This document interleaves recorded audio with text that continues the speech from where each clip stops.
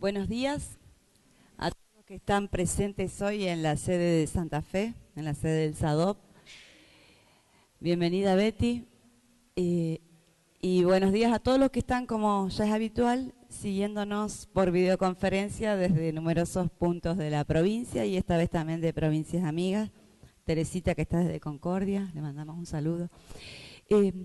La idea de propiciar estos encuentros tienen que ver con poner en valor algunas cuestiones que nos interesan mucho como docentes de inicial, de primaria, de secundario, para promotores de lectura, para bibliotecarios, que tiene que ver con esta propuesta de convertir las aulas en aulas de literatura. Y para esta propuesta, por supuesto que le pedimos a una de las docentes y escritoras que más sabe del tema, que es Beatriz Sactis, que es compañera nuestra en la Escuela Normal, de la que tenemos una mini sucursal aquí, y que trabaja desde hace muchos años tanto en escritura ficcional como en desarrollo de propuestas editoriales y de capacitación para docentes de todos los niveles. Así que la modalidad de esto va a ser 3 encuentros presenciales, que también lo pueden hacer, por supuesto, por internet, propuestas de taller, consignas, lecturas que van a hacer que nos sigamos encontrando en la virtualidad, en el aula virtual. Alejandrina Cardonet, que estaba ahí recibiéndolos, después va a venir a charlar con ustedes, también va a estar moderando los foros en el aula virtual, y la idea es tener un encuentro el 28 de septiembre y el último encuentro el 16 de noviembre, dejarles una propuesta para que puedan realizar después. Ya saben, como si alguno es la primera vez que hace un curso con nosotros en esta modalidad, que estamos a disposición por cualquier eventualidad, problema virtual que tengan, estamos a disposición, estamos acá en Tucumán 3024. Así que, sin más, los dejamos con Beatriz y que disfruten de la mañana. Gracias. Bueno, lo de la virtualidad es extraño. Uno piensa que hay presencias fantasmagóricas de colegas en diversos lugares de la provincia que nos están observando. Bueno, bienvenidos a todos. Como planteaba Claudia recién, la idea es que trabajemos instancias presenciales e instancias virtuales, que van a estar coordinadas por Alejandrina, la bibliotecaria de SADOP. Y entonces la modalidad va a ser básicamente taller, tratando de recuperar la esencia del taller en cuanto a una práctica que permite construir teoría. Por eso, práctica. Es temprano, es sábado de la mañana, pero la idea es trabajar la oralidad, trabajar la lectura y trabajar la escritura acá, hoy. Y después que ustedes sigan trabajando privadamente, individualmente o de manera colectiva en sus casas y haciendo interacción con el aula virtual. Yo dejé bibliografía, ya no es como la época de las viejas fotocopias que dejamos. La bibliografía está colgada en el aula virtual, ya que corresponde al marco teórico que yo voy a trabajar hoy. Eso después lo van a coordinar con la bibliotecaria. Pregunté recién informalmente a la gente en qué niveles trabajaban o qué profesión tenían para ir direccionando ejemplos. Pero más allá de eso, que lo vamos a ir manejando como dinámica propia de este taller, la idea es que ese título realmente engloba el espíritu de este primer taller, la construcción de los trayectos lectores desde la primera infancia. Así que trabajemos con la edad de chicos que trabajemos, nosotros vamos a empezar desde el principio, desde la primera instancia, para pensar en el sujeto lector y en esa conformación del sujeto lector, ¿sí? Aunque esté trabajando en media, me viene bien saber quién es ese sujeto lector o no lector que yo recibo en la instancia institucional en la que trabaje. Yo hablo un poco rápido, las alumnas ya saben, pero después la gente se acostumbra. Traje el libro, yo me armé como una casita acá con los libros. Lane Smith, este es un libro muy conocido, quizás ustedes lo conozcan también, si no lo muestro acá en general y después lo hago circular, o cuando hagamos el receso se acercan para verlo mejor. Es difícil con el micrófono, pero quiero que lo veamos en primer lugar. Presenta a los personajes de una manera cuasi teatral, es un asno, es un mono. ¿Qué tal? ¿Alguien podría tener el libro? Ah, te agradezco. Tipo la ayudante del mago, Alejandrina. ¿Qué tienes ahí? Es un libro. Los personajes que les decía antes, asno, mono, y fíjense que no hay guión de diálogo, sino la marca de la trama ¿ves ahí? La marca de la trama conversacional está dada por los colores diferentes de cada réplica, de cada personaje. ¿Qué tienes ahí? Es un libro. ¿Cómo ajustas la página? No funciona así. Paso las páginas. Es un libro. ¿Sirve como blog? No, es un libro. ¿Dónde está tu ratón? ¿Se alcanza a ver atrás? ¿Sí? Perdón, ahí. Debajo del sombrero. ¿Puedes hacer que los personajes se peleen? No, libro. ¿Envía mensajes? No. ¿Tuitea? No. ¿Tiene wifi? No. ¿Puedo hacer esto? ¿Chut? No. Es un libro. Mira. Se lo extiende, ¿eh? Ahí empieza la interacción. Gruñó Long John Silver. Entonces estamos de acuerdo. Desenvainó su enorme sable con una risa maníaca. Ja, ja, ja. Jim estaba petrificado. El fin estaba cerca. De repente divisó un barco en la lejanía. Una sonrisa se dibujó en el rostro del muchacho. Demasiadas letras, déjame arreglarlo. ¿Ven? Lo tuitea, le pone signos, lo reduce absolutamente. Veo caras de horror de otra generación, como la mía. ¿Y qué más hace este libro? ¿Necesita una contraseña? No. ¿Necesita un nombre de usuario? No. Es un libro. Bueno, como en el recurso típico del cómic, el asno se pone a leer el libro. El recurso típico del cómic es que va pasando las horas, la sucesión temporal que marca el relojito. ¿Me devuelves el libro? No. De acuerdo. Iré a la biblioteca. No te preocupes, lo recargaré cuando termine. No es necesario. Es un libro, asno. Gracias. Este texto es un disparador. Yo aclaro que me parecen los e-book una lectura sumamente interesante y necesaria, y creo que esta va a ser una época de transición de lectura del libro convencional al e-book. No entiendo mi vida antes de Internet, no recuerdo la vida antes de Internet, por ejemplo. Entonces, quiero decir que esta no es una defensa fundamentalista del libro en oposición a otros formatos que ahora circulan. Creo que es un punto de partida para empezar a plantear qué es lo que nos pasa a nosotros cuando indagamos en nuestra propia historia personal, y debemos pensar qué leíamos. En nuestro pasado, por una cuestión generacional, no había ebook y no había pantalla, entonces necesariamente empezamos con el punto de partida del libro, pero después vamos a llegar a ver también qué es lo que pasa con la lectura en pantalla y con la lectura virtual y con la cuestión del ebook. Pero de todas maneras, este fue un punto de partida como para empezar a recuperar este tema. Libros de la primera infancia. Colores, libros con los que se puede jugar, sonidos, tela, materiales no convencionales. Mucha incidencia del mercado en los libros en general para niños y en los libros para la primera infancia más aún también. Por ejemplo, sí, gracias, porque con el micrófono se me dificulta. Permiso. Colores, que es la cuestión del cruce entre el libro y la idea de aprendizaje. Colores, amarillo, azul, naranja, violeta, rojo, verde. Si ustedes se fijan, en general son juguetes, Un camión, un no sé qué, un tractor, un auto, un tobogán, etcétera, etcétera, y al final un reloj. O sea, el campo semántico no existió acá, o es el campo semántico de un psicótico. Esto es una porquería, ¿queda claro? Eso es lo que yo les digo, que es un campo, el de la literatura destinada a los niños y destinada a la literatura infancia en particular, muy atravesada por el mercado. Entonces, ¿qué se privilegia acá? La textura es lindo de tocar, yo me pasaría todo el curso tocándolo, y el sonido.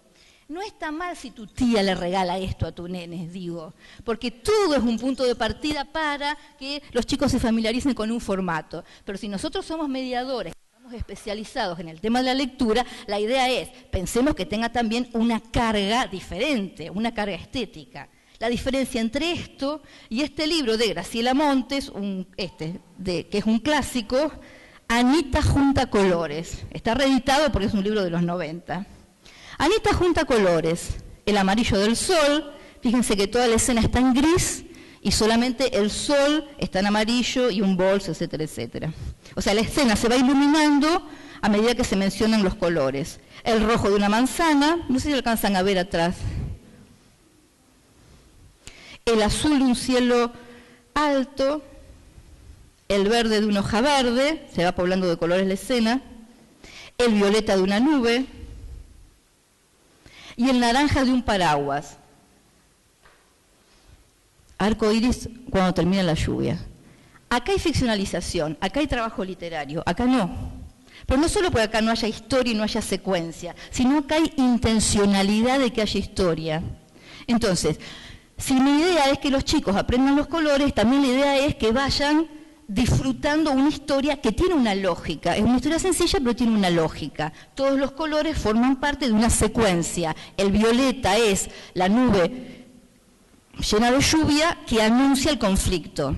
Y cuando se resuelve el conflicto, vuelve a salir el sol, el arco iris al final lo que hace es sintetizar todos los colores que ya he mencionado, pero a la vez darle cierre a la historia en cuanto a desenlace. Entonces, ¿qué es lo que pasa entre esto y esto?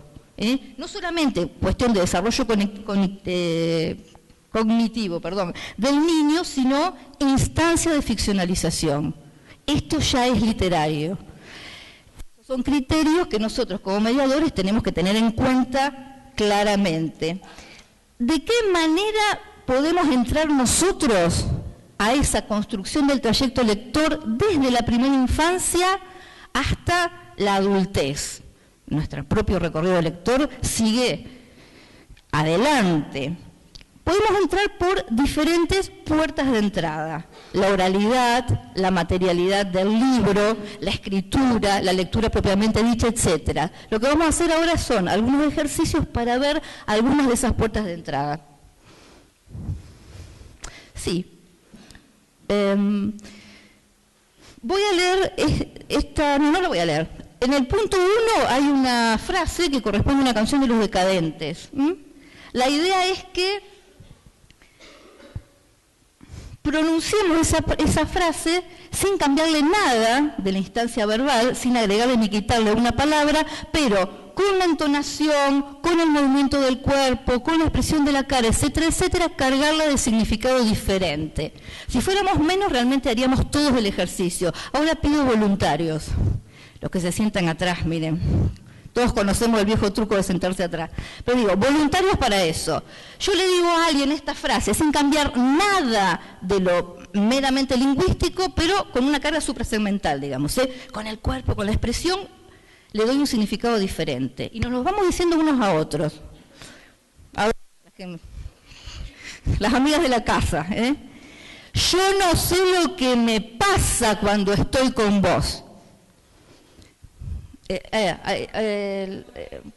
Para acá sería el micrófono. Decíselo a cualquiera de tus compañeras con otra carga.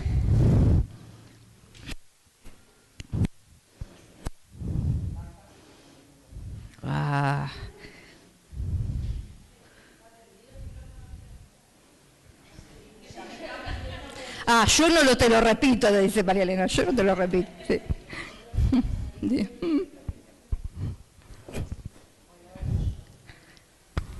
Hola. Bueno, Romy, vas a hacerla. Yo no sé lo que me pasa cuando estoy con vos.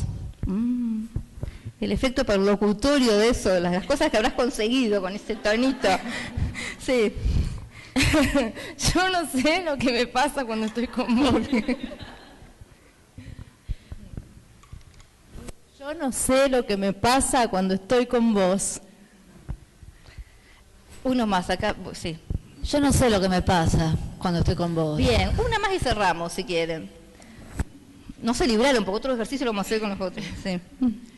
Yo no sé lo que me pasa cuando estoy con vos. Bien, nadie la ha cantado, es una canción de Los Decadentes conocida. Se puede llorar también, se puede reír, etcétera, etcétera. ¿Y cuáles les parece que son los significados en realidad que con la carga con la carga corporal y de la entonación y demás le hemos dado a ese mismo enunciado. En algunos casos enojo, en otros reproche, indiferencia, amor, seducción, etcétera, etcétera. Bien, bien. Sí, puede ser. El ejercicio estaba planteando como una interacción hacia otro, pero puede ser una pregunta retórica, una pregunta a uno mismo. Este leve ejercicio, yo les digo lo siguiente, vamos a ir haciendo cataratas de ejercicios así breves, porque la idea es que sean disparadores y ustedes después lo repiensan y lo rearman con la bibliografía que está en el alma virtual, escuchen el lapso, en el aula virtual. Pero la idea sería empezar a pensar muy primariamente que a partir de la oralidad lo que se está diciendo es, por supuesto, muchas veces diferente a lo que se dice desde un mero enunciado lingüístico, lo complementa en algunos casos, lo invierte en otros, y si nosotros lo pensamos desde un punto de vista ficcional, literario, lo pensamos operando en un aula de literatura, puede ser un ejercicio muy interesante como puerta de entrada para entrar a la literatura. No solo para niños, no solo para los niños pequeños que no están convencionalmente alfabetizados, sino para todos. Recuperar esa cuestión de la oralidad como puerta de entrada que nos puede llevar después a la lectura y a la escritura. Este es un poema de un poeta y narrador oral colombiano que se llama Jairo Aníbal Niño, que murió no hace mucho. Se llama Lección de Música. Fíjense, con la famosa cuestión de la lectura en voz alta, si yo no interpreto el texto, evidentemente no lo puedo leer con expresividad. La lectura expresiva no es una mera formalidad de las escuelas de los años 50. Si yo lo leo expresivamente, quiere decir que lo entiendo, porque acá los signos de puntuación son claves, la coma, el punto, el signo de interrogación es clave, el acento, la tilde en el caso del sí afirmativo. ¿Alguien lo lee? Dale. Bueno, lo leen dos entonces, sí. ¿El punto 2? ¿Cómo? ¿El punto 2? Sí, lee el poema de Jairo Aníbal Niño, por favor. Lección de música, de Jairo Aníbal Niño. Do, re, mi, fa, sol, la, si, mi, sol, si. Hay un problema, fíjate al final. Sí, mi sol, sí. Justamente eso, lo que pasa es que por ahí es la primera vez que lo lees, a lo mejor lo ves de lejos. Pero fíjate, justamente lo que estamos diciendo es eso. Cómo leer expresivamente no tiene que ver con una formalidad conductista que nos ha quedado, sino que es una manera de evaluar sentido. ¿Lo leemos todos? Vamos a jugar un poquito, es sábado. Soy de la gente de media que está desacostumbrada, vamos a jugar un poquito. Do, re, mi, fa, sol, la, si, si. Bueno, le hemos dado una respuesta así tierna y amorosa, digamos, a la primera pregunta de los decadentes, que era al enunciado de los decadentes, que era bastante ambivalente. ¿Seguimos con el otro? María Elena, María Elena Walsh, ustedes saben, uno de los grandes nombres de la literatura argentina, que introduce no solo en el Río de la Plata, sino en toda Latinoamérica la tradición del limerick, que es una composición breve, popular de origen sajón. Entonces María Elena escribe estos limericks famosos que nosotros hemos conocido sobre todo en el Zoo Loco. Este es uno de los limericks del Zoo Loco. Una vez por las calles de Caracas aparecieron 25 vacas. Como era carnaval, nadie veía mal que bailaran tocando las maracas. Ahí estamos con la puerta de entrada de la oralidad y de la musicalidad propia de la oralidad, dada por el ritmo. El ritmo a la vez puede estar dado por la rima, como en este caso, por la medida de los versos, por la métrica, etcétera, etcétera. ¿Quién se anima a cantarla? No sale de Sadop esto, Sí. ¿Quién se anima a rapearla? A pensar en una música que ya conozcan y la adaptan. Serenata, cantito de hinchada de fútbol, cualquier expresión popular que les venga bien. ¿Entre varias, en grupo? Muy bien.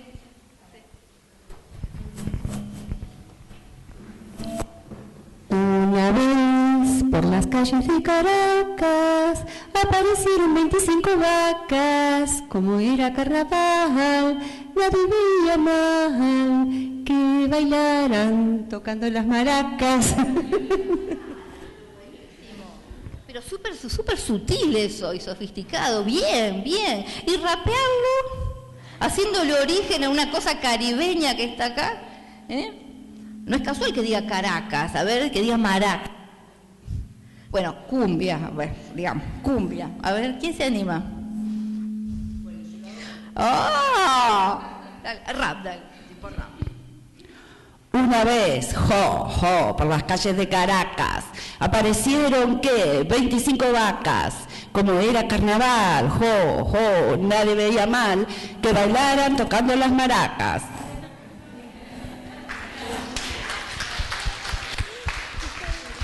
Ambas versiones impactantes. Esta es onda canto lírico, así Colón, y esto es de las calles puertorriqueñas, digamos. Bien.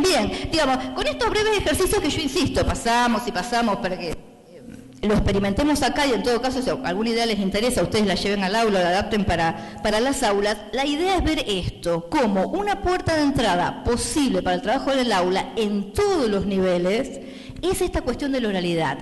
Entrarle a la literatura por el lado de la oralidad, porque a veces corremos el riesgo en este campo de la promoción de la lectura, del fomento de la lectura, de quedarnos estancados en una especie de pensamiento paralizante. No leen. Vos sabés lo difícil que es que lean. Bueno, ya sabemos, ese es el diagnóstico. Vamos a ver dos ejes. El canon, que es selección de textos, y por otra parte, ¿qué estrategias? No tiene que haber una única estrategia posible. Esto lo hemos hablado mucho con las alumnas en el aula. El concepto de didáctica no es un concepto cerrado, de caja de herramientas. A veces se considera que la didáctica es eso. ¿Qué puedo hacer con este texto? En primer lugar, no siempre tengo que hacer algo después del texto. Y si lo hago antes, durante o después, insisto, el concepto no es caja de herramientas. A veces uno tiene la sensación de que la gente piensa previamente, bueno, con este texto ¿yo qué hago? Cambiar el título. Si son chiquitos les hago hacer un dibujito, les hago cambiar el final. Y a veces hay 3 o 4 actividades que simplemente vamos alternando y aplicando distintos cuentos, poesías o lo que fuere. La idea es que la didáctica se tiene que abrir, tiene que estallar hacia una dimensión más amplia, cultural, social y demás, y dejar de ser eso tan elemental que es la caja de herramientas. La idea es, hay muchas puertas de entrada posibles y en todo caso los textos piden, entre comillas, distintos tipos de actividades propias. De la misma manera que no se trabaja con un cuestionario guía igual para todos los textos, porque eso ¿qué implica? Que los textos se lean en un mismo sentido. Entonces, cada texto pide, en todo caso, preguntas posibles. Y lo que decimos siempre, la literatura, en todo caso, genera más interrogantes que respuestas. Corrernos de ese lugar de que necesito que la literatura me dé respuestas. ¿Cuál es el mensaje? Entonces, vamos a poner esas nociones estereotipadas, anquilosadas, que muchas veces rigen nuestras prácticas, vamos a ponerlas en dudas a través de este tipo de actividades en primera instancia y después en los encuentros sucesivos lo iremos profundizando, ampliando, consolidando quizás. Vamos a ver otro ejemplo. Este es, sí, la traducción de un limerick inglés. La traducción es buena, es de Edward Lear y se llama, bueno, es un limerick matemático. Un triángulo celoso de un cuadrado le dijo con malicia, ¡qué anticuado! No sé cómo no usa hipotenusa. Y el pobre cuadradito permaneció callado.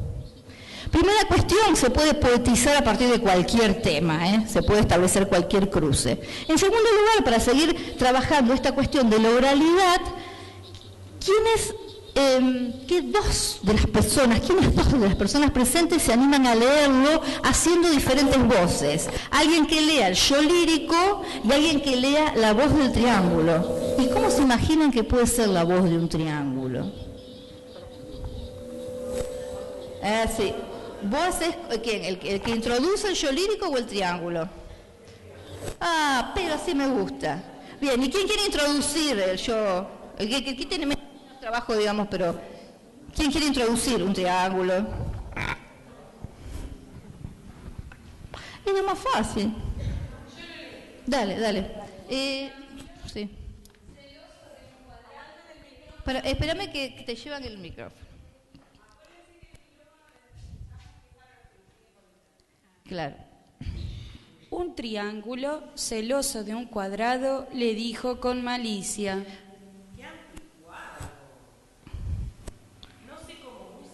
Como no usa. Y el pobre cuadradito permaneció callado. Bien, vamos a pensar en otras opciones para la voz del triángulo. No, muy finita. Sí, probalo de nuevo, ¿querés? Si yo le mudo este. Un triángulo, celoso de un cuadrado, le dijo con malicia. ¡Qué anticuado! No sé cómo no usa alguna hipotenusa. Y el pobre cuadradito permaneció callado. Digo, la idea permanentemente es la siguiente. Experimentemos con la literatura, juguemos con la literatura, hagámoslo nosotros acá en esta instancia como mediadores, recién para después poder hacerlo en el aula, ¿sí? Qué distinto es leer el poema de corrido sin hacer las voces y qué distinto es no captar la connotación que tiene el triángulo, que en líneas generales hacemos esta relación. Seguramente el triángulo va a tener una voz aguda, ¿sí? Ya son instancias de ficcionalización, ya le estamos poniendo el cuerpo a jugar con lo literario desde recursos que son literarios en nuestra propia práctica. Esta primera puerta de entrada, que es la oralidad, la vamos a dejar un poquitito cerrada, entreabierta, y vamos a pensar en otra puerta de entrada que es el libro, ya que empezamos haciendo mención al libro, en la materialidad del texto. Si me podés tener formas de Claudia Rueda. Claudia Rueda es una colombiana excelente y este texto es solamente icónico, no tiene nada verbal. No sé si ven desde ahí o les convendría acercarse, porque yo voy a trabajar bastante con este tema de los... Y sí, o no sé... sí, bueno, me permito explicarlo por si no se ve, porque es muy simple, pero por si atrás no se ve bien. Aparece el primer personaje que lleva... esta forma, el libro se llama Forma justamente, y se va cruzando en la calle aparentemente con otros personajes que llevan otras formas de otros colores. ¿Eso se ve? Y así se va desarrollando la secuencia. Se cruzan con los personajes sin interactuar, se cruza con otro personaje con otra forma y otro color, tampoco interactúa. Lo mismo. Fíjense, solo código icónico, es un relato meramente visual. Y llega un momento, se supone que es el final de la calle, de la vereda en todo caso, por acá está el cruce peatonal de la calle, y acá viene la primera situación de conflicto, porque se encuentra con otra forma de conflicto posible. ¿Y uno qué puede hipotetizar como lector? ¿Qué puede pasar? Que estas partes se complementan y que los completan. Eso es permanentemente uno está haciendo cuando va leyendo, va proponiendo hipótesis de lectura, todos lo sabemos que después en algunos casos se verifican y en otros no, y la historia avanza. En este caso parecería que va a verificarse nuestra hipótesis, que es que se va a completar el círculo. Ahí están negociando, la famosa negociación de significados de la comunicación. Ahí está la complicación narrativa, No hacen lo que nosotros pensábamos,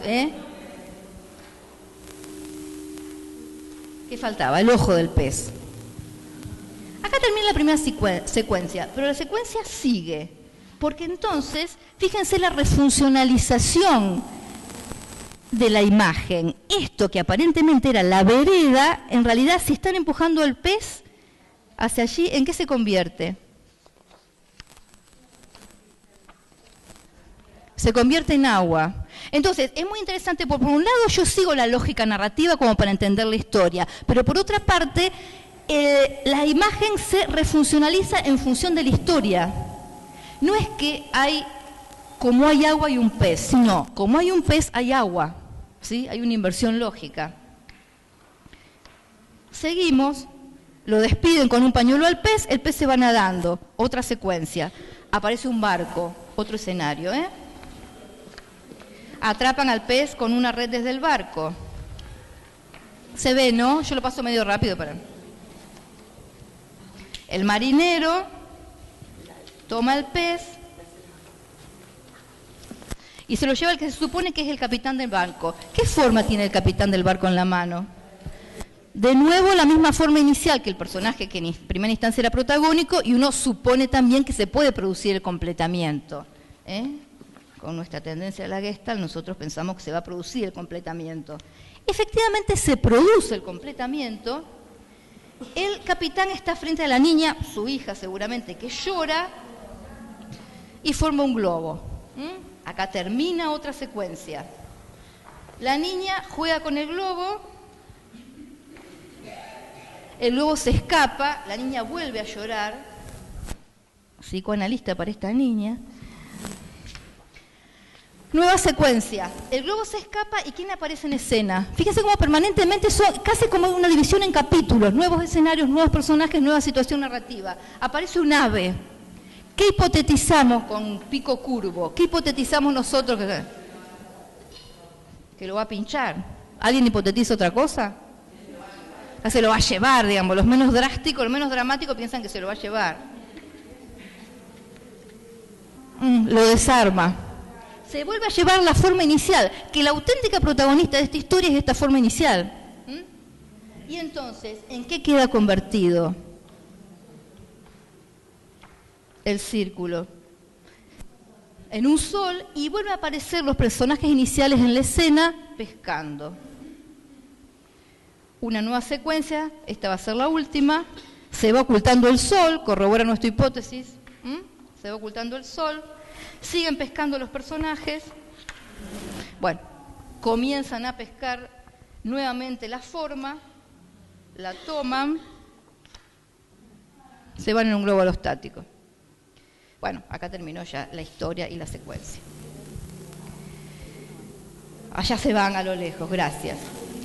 La idea cuál es, por supuesto, que se cuenta historia desde la imagen, el tema de entrar no solamente con el código verbal, no solamente con una combinación mixta de código verbal y código icónico, sino entrar a la literatura, a la lectura, al juego de taller con la materialidad del libro, que me permite trabajar con esta cuestión de las imágenes y del significado de las imágenes, y en donde todos los mecanismos de interpretación y todos los mecanismos de análisis los puedo poner en juego como en un texto verbal.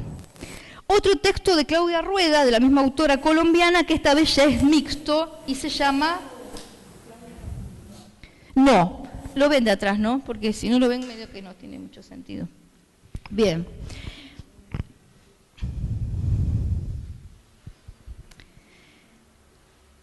Vamos a la materialidad del libro en este sentido. Este texto yo lo podía ver en pantalla.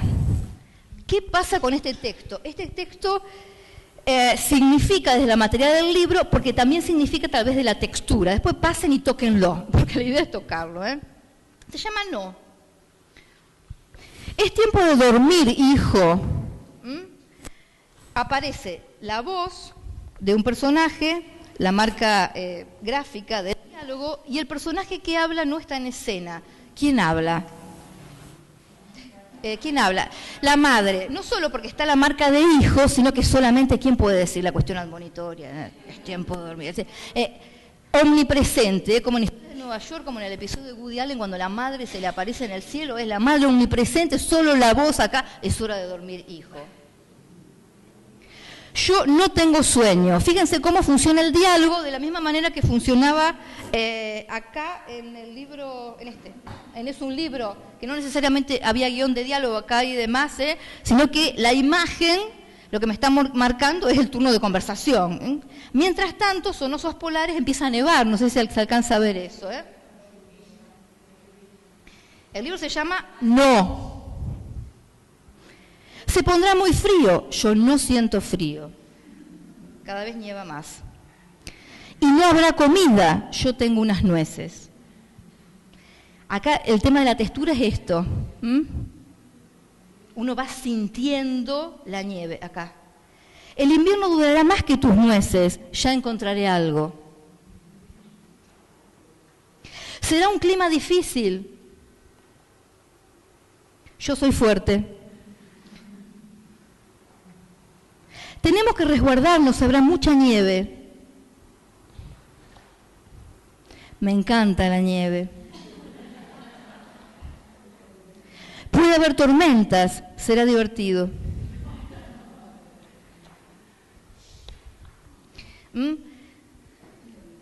Solo imagen, porque en realidad, ¿cómo funciona narrativamente esta cuestión de solo imagen y no código verbal? ¿De qué me doy cuenta ya? De que el cachorro está solo, cada vez hay más nieve.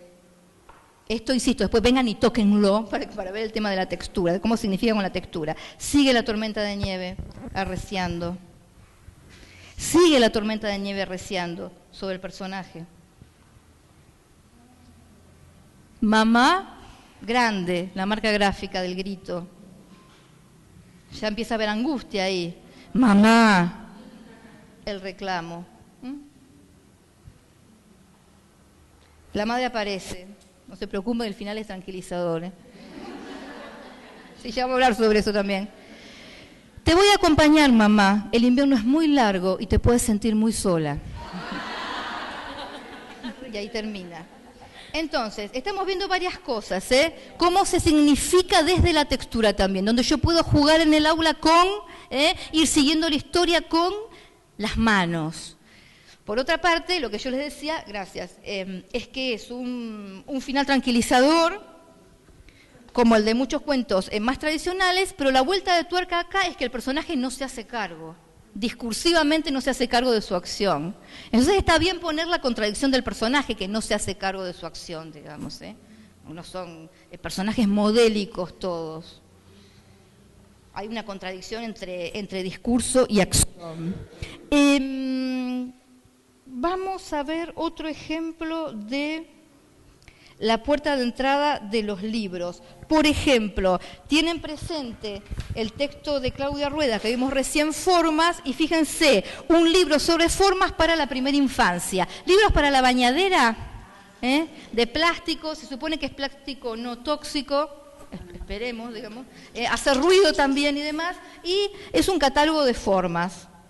Círculo, óvalo, triángulo, rectángulo, bueno, sigue, imagínense. Bueno, entonces, esta es, en todo caso, hay un mismo macrotema, para llamarlo de alguna manera, que tiene que ver con las formas, y acá no hay historia, no hay secuencia, simplemente la presentación de las formas con colores, con un material atractivo y que se puede manipular, y acá ya hay historia, acá ya hay trabajo literario.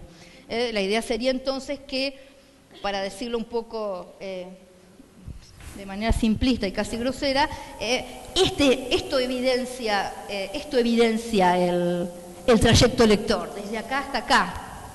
Acá empieza a haber interés por la forma del objeto libro, la manipulación del objeto libro. Yo lo puedo diferenciar de otros objetos en tanto objeto cultural, ese es el sentido de que existan bebetecas, por ejemplo, bibliotecas para bebés. Y paralelamente al recorrido cognitivo, de crecimiento cronológico, social, etcétera, etcétera, del sujeto, esto se va convirtiendo en esto, en literatura. Por eso, ¿cómo? ¿Esta anda mal? Sí. Bueno, espero que no tenga un significado connotativo lo que acaba de decir. Bueno, digo entonces, por eso nosotros empezamos a pensar esto como el título del taller, pensar la formación literaria, la constitución del sujeto literario desde la primera infancia, aunque uno esté trabajando con chicos de media, con un bachillerato para adultos, etcétera, etcétera. Hay que repensar las distintas instancias de construcción de ese sujeto lector desde la primera infancia justamente. Antes de seguir viendo ejemplos con la puerta de entrada del objeto libro, vamos a repasar mínimamente cuántas puertas de entrada vimos hasta ahora para trabajar en distintas etapas la literatura en el aula. Vimos la oralidad y ahora estuvimos viendo la materialidad del objeto, el objeto que se toca, que se hace circular y demás, y vamos a ver ahora otra puerta de entrada. Esto lo pasamos porque está más dedicado a primera infancia y como no hay tanta gente de inicial, lo pasamos por ahora, pero lo dejo en el aula virtual.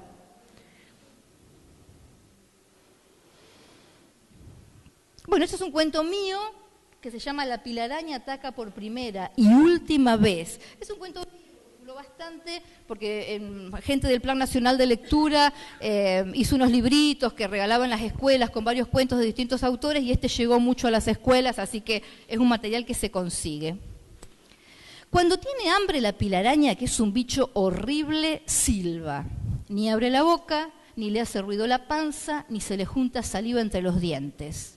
Silba para despistar. Siempre anda por ahí algún cascaroso traído de esos que a la pilaraña le gustan tanto y se para a escuchar cómo la monstrua se silba un tango.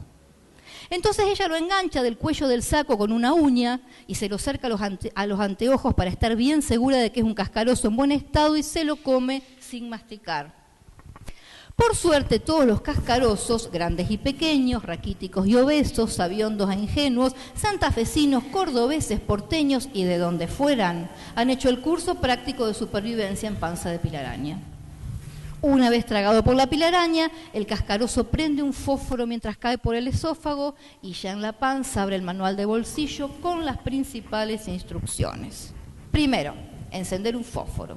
Segundo, abrir el manual. Tercero, leer el punto 4. Uf, piensa el cascaroso dentro de la panza. Cuarto, tragar mucho aire, después soplar, en lo posible en forma de estornudo. Cascaroso estornuda y el fósforo se apaga. Todo es oscuridad y silencio, hasta que empieza a oírse un retumbar de cascos de caballos, de soldados montados, de ejércitos. Los cascarosos tienen mucha imaginación, pero es la pilaraña que empieza a reírse por la cosquilla interior. Y se ríe tanto y abre tanto la boca para reírse que el cascaroso trepa y salta y ya está de nuevo en el mundo, sacudiéndose la ropa y acomodando en su bolsillo el práctico manual.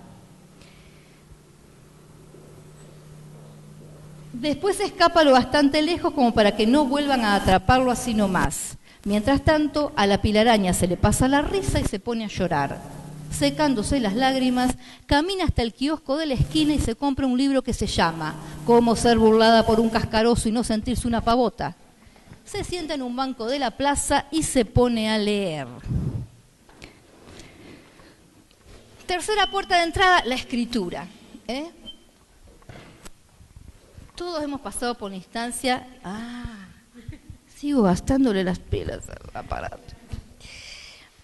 Todos hemos pasado por una instancia como docentes y como alumnos en que le hemos dicho a alguien o alguien nos ha dicho, escríbame un cuentito.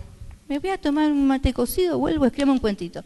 Hay que sentarse a escribir un cuentito, Entonces, vamos a experimentar la escritura. Después de tantos años de trabajar la formación lectora del mediador, me parece que es hora de empezar a trabajar la formación en escritura del mediador. Entonces, tengamos en cuenta que la escritura requiere tiempo, pero hagamos un ejercicio abreviado y les pido que en grupo trabajemos, operemos a partir de este cuento. Escriban otro texto que sea independiente, que sea autónomo, pero que de alguna manera sea subsidiario de este cuento original. Escriban los instructivos. Pueden escribir en instructivo no, acá en el final. Bueno, sí, empezamos en este. Bueno, en el primero, el que está dedicado al cascaroso. Sí, acá, el que está dedicado al cascaroso, que es ese. Primero encender un fósforo, segundo abrir el manual, leer el punto 4, continuarlo, escribir otras instrucciones breves, 3, 4 instrucciones que formen parte del manual de supervivencia destinado al cascaroso. O bien lo eligen escribir algunas instrucciones que integren al final este libro, tipo autoayuda, cómo ser burlada por un cascaroso y no sentirse una pavota. Todos sabemos que la literatura lo que hace es trabajar con los discursos que circulan socialmente. Entonces la idea no es, yo esto lo uso para enseñar instructivo. Es al revés, digamos. Porque ya conocen la mecánica del instructivo, pueden hacer esto, digamos. Si nosotros sabemos que en el instructivo la secuencia tiene que estar ordenada de las indicaciones que tienen que empezar siempre con una misma palabra, una misma construcción, con infinitivo, con un imperativo, etcétera, etcétera, así que tengan en cuenta esos saberes sobre instructivo, y de todas maneras la idea es esa, escriban en grupo, como quieran, algunas instrucciones más, o para la pilaraña, o para el cascaroso. Dale.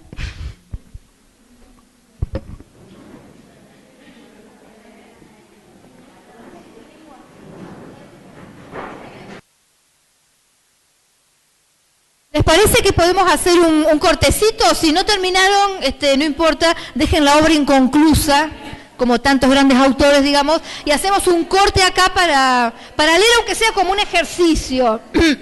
Con el tema del aula virtual, después va a haber otra consigna, pero esta cuestión de la escritura, si ustedes quieren terminar estos textos y después mandárselo a Alejandrina, en el foro los podemos colgar y demás. Si quieren empezar a leerlo, no digan en todo caso cuál es el texto que continuaron, y nosotros como lectores, como oyentes, tratamos de reconstruir si las instrucciones son para el cascaroso, para la pilaraña, etcétera. Sí, ese grupo, dale.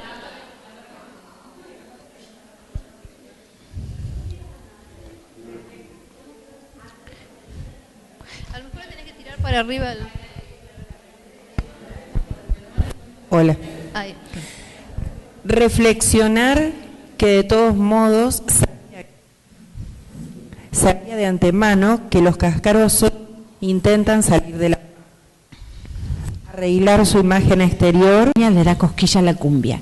Segundo, sacar las maracas y bailar un bombón asesino.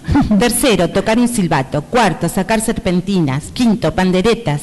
Sexto, en caso de no tener maracas, silbatos, serpentinas, panderetas, bailar el bombón asesino zapateando y levantando las manos enérgicamente. Octavo, el resultado de este instructivo deberá ser que de tantas carcajadas pueda ser expulsado por la boca dentro de los primeros 5 minutos antes de ser digerido. Bien, bien. Fíjense cómo en este caso fue la expansión de una parte del texto original, del primer instructivo, y en otros casos, cuando hicieron el tema del instructivo para la pilaraña, crearon un texto subsidiario pero a la vez independiente. Bien.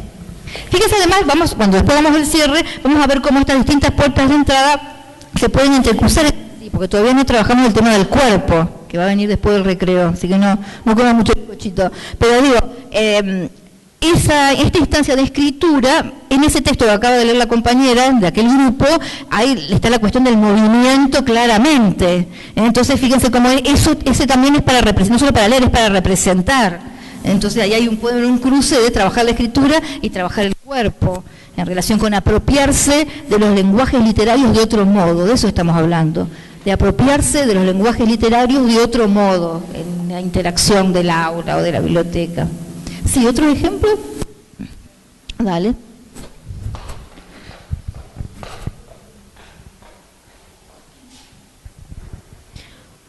Atención, 1. Atención si ves un cascaroso en el camino. 2. Abrir bien los ojos y agudizar los sentidos. 3. Al momento de comerlo, quitarle el manual y el fósforo. 4. En caso contrario, tratar de no reírse por un largo tiempo. 5. Si no logro contenerme, hacerlo con la boca cerrada. Bien, bien. La Asociación de Defensa de Cascaroso va a presentar una queja. Bien, bien. Digamos, otro tema respecto de la evaluación en la literatura es, vamos a revisar algunas premisas. O no se evalúa la comprensión literaria o se evalúa rígidamente como la comprensión lectora en otro tipo de texto. Fíjense que estos tipos de juegos sirven también para evaluar la comprensión lectora. Yo no puedo, así como hablábamos antes de la oralidad y que la lectura en voz alta no es solamente una formalidad, sino que yo interpreto la marca de entonación que me da para la lectura en voz alta. ¿Se acuerdan del primer poema de Jaime Aníbal Niño? El signo de interrogación, el punto y coma, el sí afirmativo, etcétera, etcétera. No solamente estoy leyendo de manera expresiva, sino que estoy entendiendo lo que estoy leyendo en voz alta. De la misma manera, si yo puedo operar sobre un texto escrito, cerrado, de autor, y transformarlo en otro texto, independiente, pero a la vez subsidiario, es evidente que entendí el texto original.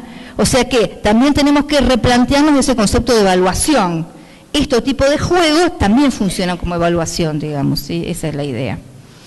No es solamente una instancia preliminar, hago esto con el texto, también son actividades, pueden ser de cierre. Sí. ¿Leen ustedes, chicas? Sí. Bueno, 1. Prender el fósforo. 2. Abrir el manual. 3. Leer el punto 4. 4. Abanicarse con el manual para recomponerse. Ser trabado no es cosa fácil. 5. Trepar por el esófago gelatinoso. 6. Colgarse de las cuerdas vocales para que la plaraña emita el sonido y abra la boca. Seguidamente, bambolearse por la campanilla y salir. 7. Colocar el manual en forma de techito por encima de la cabeza y usarlo de paracaídas para aterrizar correctamente. 8. Correr lejos, muy lejos. Oh, caramba, parece el dibujito animado de los Simpsons, le cortan, sangriento, salen chorros de sangre. Bien, bien, sí. Hay que ver casi una lógica cómica, parece un dibujito animado en lo que sea. Bien, ¿alguien quiere leer algún otro? Dale. Bueno, en caso de no lograr escapar, seguir los siguientes pasos. 1. Sacar del bolsillo el globo que trae siempre por precaución. 2. Comenzar a soplar de manera eufórica para lograr inflarlo dentro de la pilaraña. 3. Inflar la pilaraña junto con el globo hasta que flote. 4. Soltar el globo de manera que el aire se escape por la boca de la pilaraña. 5. Huir como sea. Bien, bien, muy ingenioso. Bien, ¿quieren leer algún otro? Dale.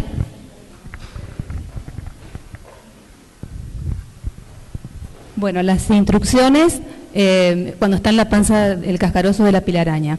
Encender un fósforo, es el primero. Segundo, abrir el manual. Tercero, leer el cuarto punto. Y el cuarto punto es cantar y bailar esta canción. Este es el baile de la pilaraña, ahora bailemos todos al compás. 3 pasos a la derecha para que se sienta más bella. 3 pasos para la izquierda y vuelta en el lugar. Abriendo bien la boca y algo bueno va a pasar. Cuando la pilaraña abre la boca, aprovecha para escapar. Ah, bueno, bien, bien, bien. Volvemos a las zonas de cruce, como está el tema de la oralidad, de la música, del cuerpo y del movimiento, entrecruzado con esta actividad de escritura. Bien, yo no traje los libros, yo les contaba que La Pilaraña es un cuento que lo publiqué en un par de oportunidades. La primera vez lo publiqué en Quirquincho, una editorial histórica de Buenos Aires, y me llamó la atención porque, bueno, ustedes a lo mejor saben más o menos cómo son los mecanismos de edición, yo también trabajo como editora. Excepto en el libro álbum, es decir, cuando trabajan juntos el ilustrador y el escritor, sino cuando no se trabaja en libro álbum, es decir, cuando el escritor es uno y el ilustrador es otro, primero está el texto y después el editor le encarga la ilustración al ilustrador. Entonces uno no sabe quién me va a tocar, digamos, como ilustrador. Yo ahora soy editora y soy la encargada de hacer ese nexo y a veces trato de ponerlos en contacto al ilustrador y al autor para subsanar esto, que lo padecí en carne propia. Yula Goldman, que es una de las mejores realmente ilustradoras argentinas, ilustra en Quirquincho La Pilaraña, la primera vez que se publicó, dirigía la colección Adela Bash. Y claro, yo había imaginado el personaje de la Pilaraña, ¿cómo se lo imaginan? Porque esto, por supuesto que también se los puede hacer. ¿Cómo se imaginan a la Pilaraña?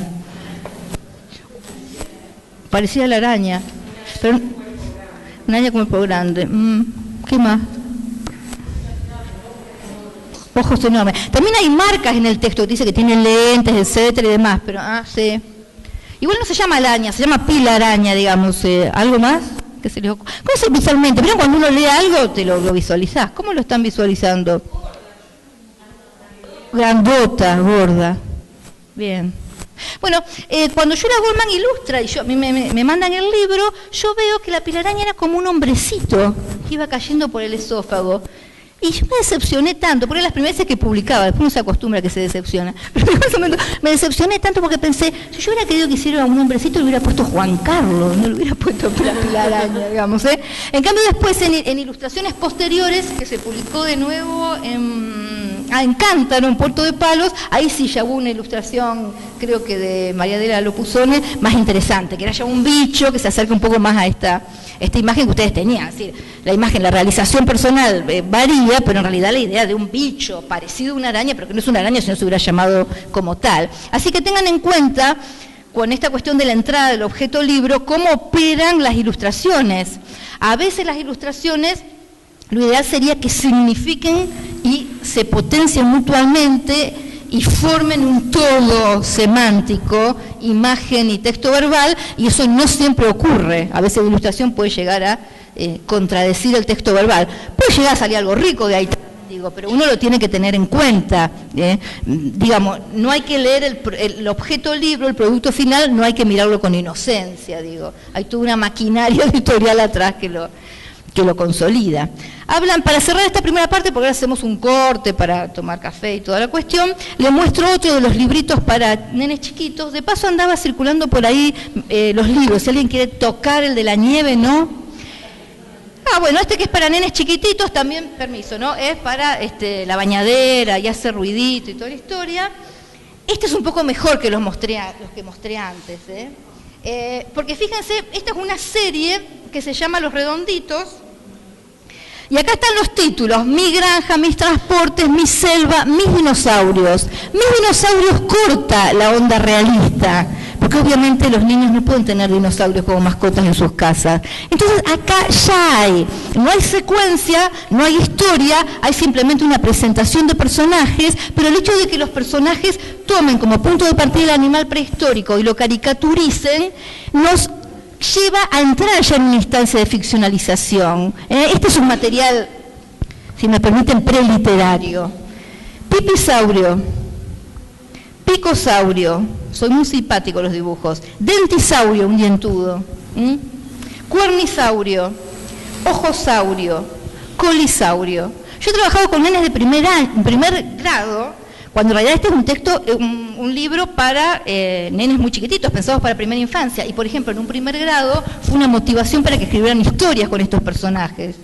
Entonces, digo, acá ya aparece la presentación, aunque no haya secuencia y no haya historia. ¿Por qué? Porque aparece el personaje reelaborado, con humor, etcétera, etcétera. Entonces uno puede trabajar previamente a la historia propiamente dicha, secuencial, puede trabajar algunos textos que no son secuenciales, pero que más allá de la cuestión del material que nos llama la atención y demás, ya haya una entrada de ficcionalización, de trabajo literario, un poco más de vuelo, digamos, como para trabajarlo literariamente en la sala, en el aula, etcétera.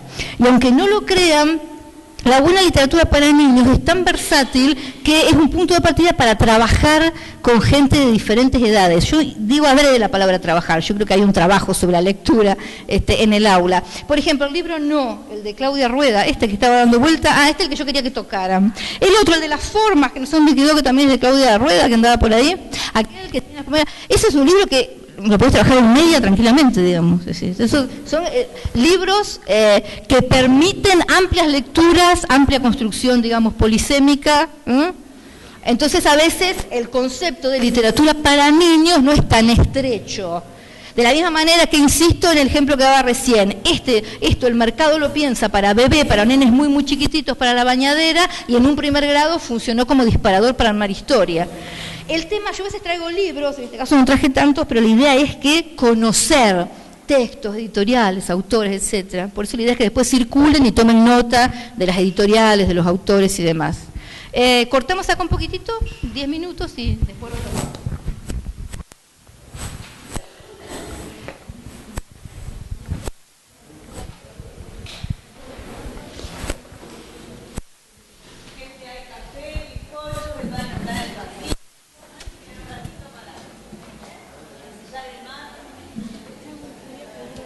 Sí, usted menciona mi nombre, yo necesito nombre de la escuela. Ah, ¿Puede ser? sí, vení. Claudia.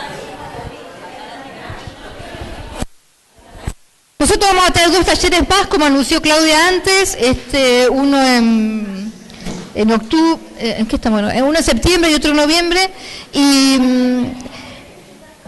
este taller, el primer y el segundo taller, y el próximo, tienen esta modalidad de trabajar poniéndole mucho el cuerpo, digamos, para que en todo caso todo esto funcione como disparador y ustedes después lo rearmen teóricamente a partir de las aulas virtuales. De todas maneras, vamos a hacer un cierre teórico al terminar, por supuesto. Y en el último taller, que es el de noviembre ya vamos a plantear cuestiones más teóricas que tienen que ver con organizar el currículum.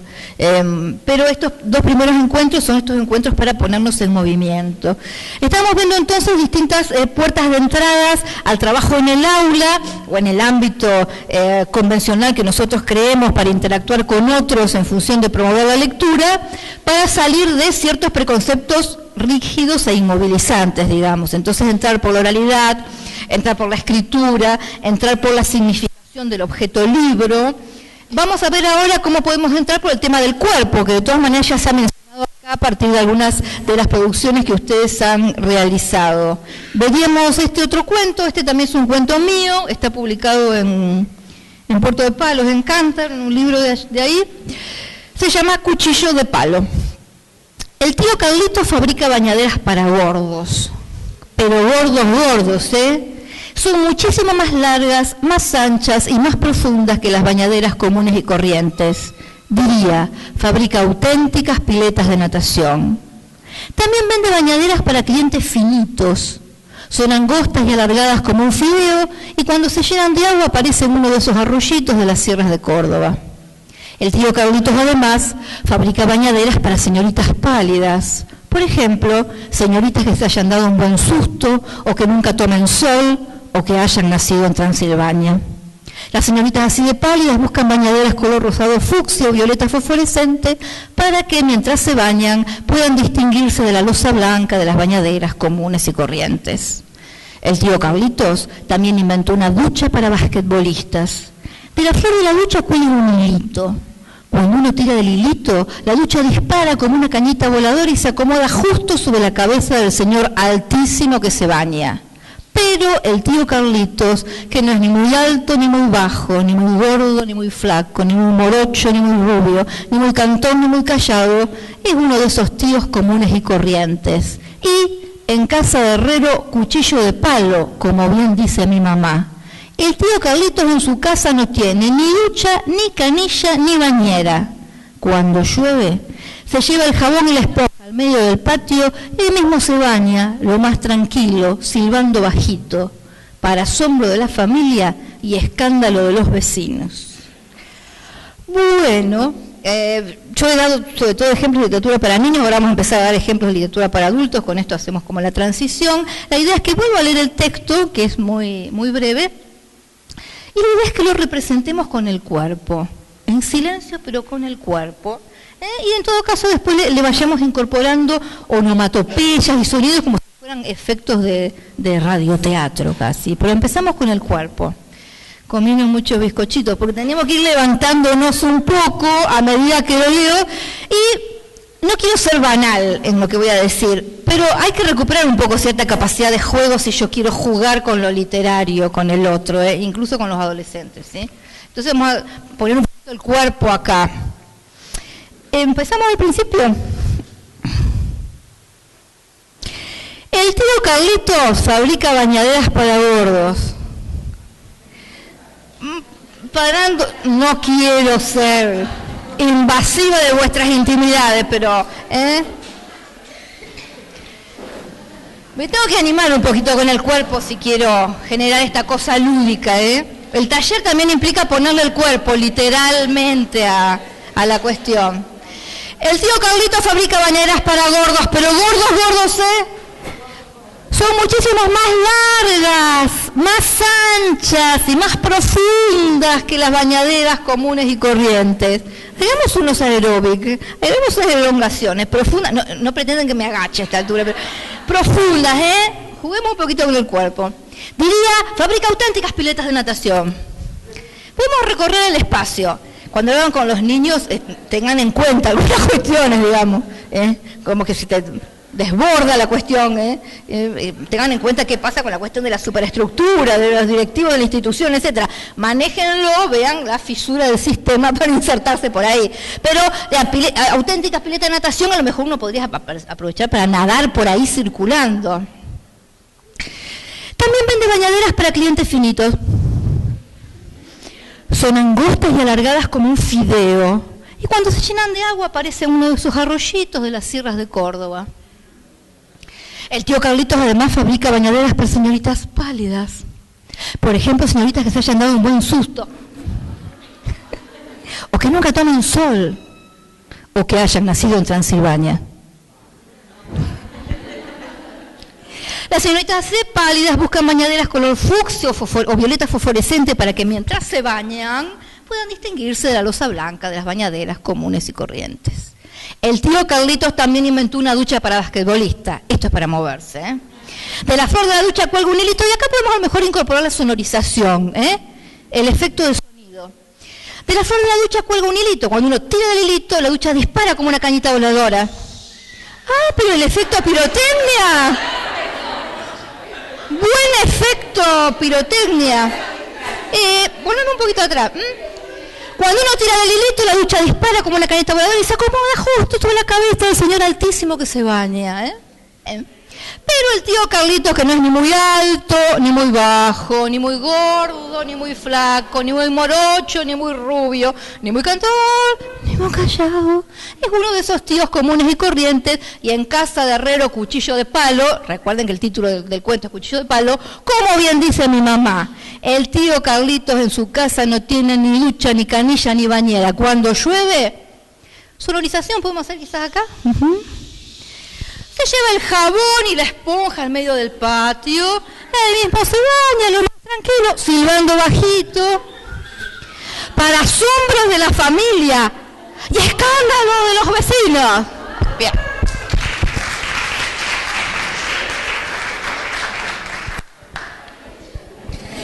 Esto así suena un poco coercitivo, digamos, pero de todas maneras piénsenlo que esto se puede armar como una representación ya haya roles fijos por grupo, porque incluso el tema de la timidez y de poner el cuerpo es un tema también, pero entonces a lo mejor por grupos pueden ir, para que el tímido no se sienta tan mal y vaya poniendo el cuerpo de a poco, digamos, por grupos pueden ir representando los distintos personajes y demás.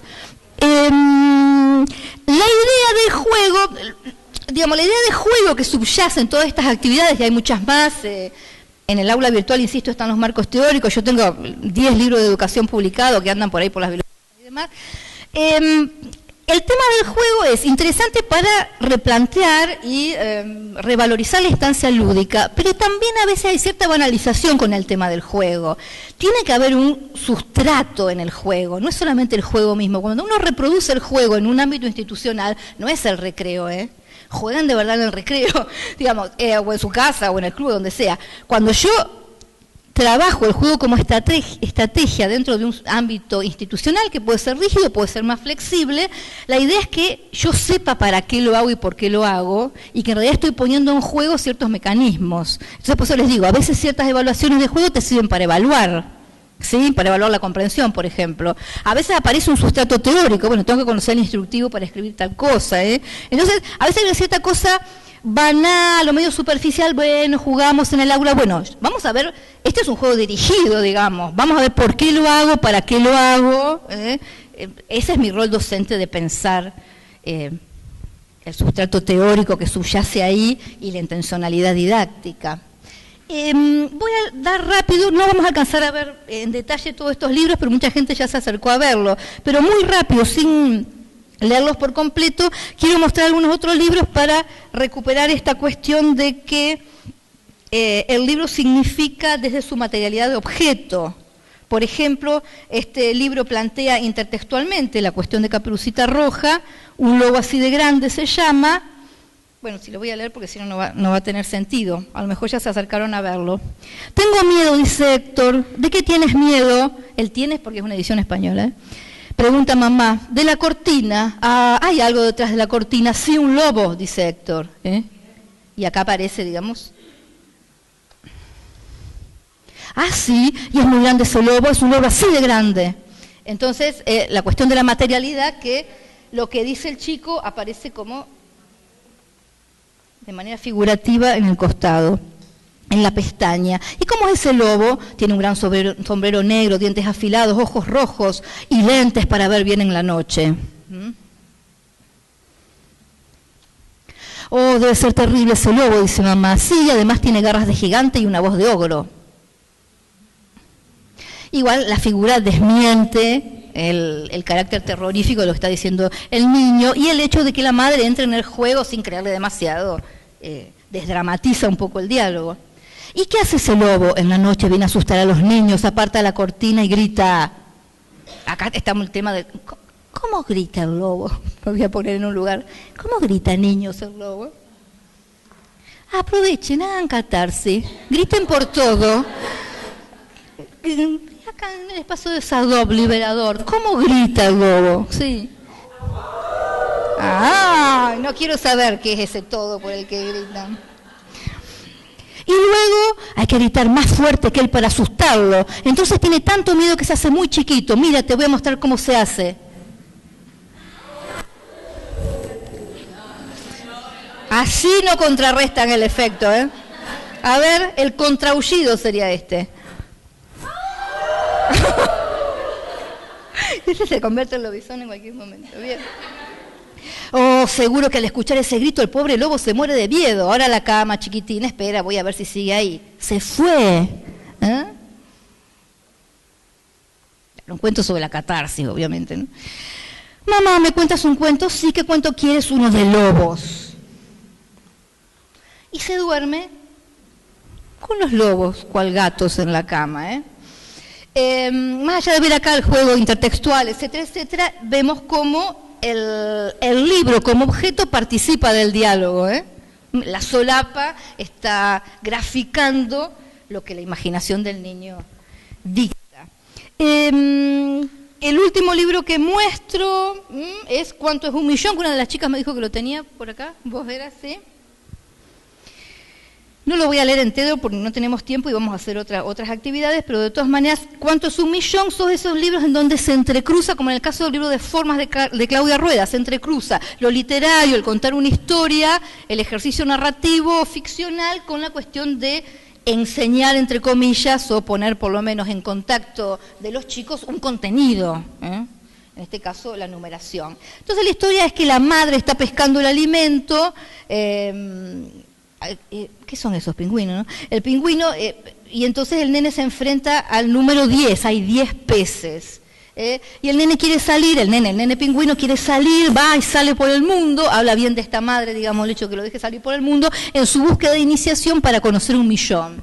Entonces se va encontrando, lo sintetizo por tiempo nada más, entonces se va encontrando con 100 pingüinos, pero se da cuenta que no es un millón. Después se va encontrando con un amigo que lo guía con 1000, estos son los cristales de la nieve, con 1000 cristales de la nieve, pero se convence de que es insuficiente, de que en realidad no se encuentra con un millón de nada. Termina de recorrer el mundo, etcétera, etcétera, y vuelve a casa y le dice a la madre, este diálogo final sí lo vamos a leer. El pequeño pingüino se había llevado una gran desilusión. Le contó a su mamá, he encontrado 10 pescados deliciosos, 100 pingüinos calentitos, 1000 copos de nieve y una amiga nueva. Pero por más que he buscado, no he visto un millón. Su mamá lo abrazó con ternura y le dijo, ven conmigo, voy a enseñarte una cosa. Aquí hay 1 millón, mi pequeño piquito. Puedes pedir un deseo a cada una de ellas.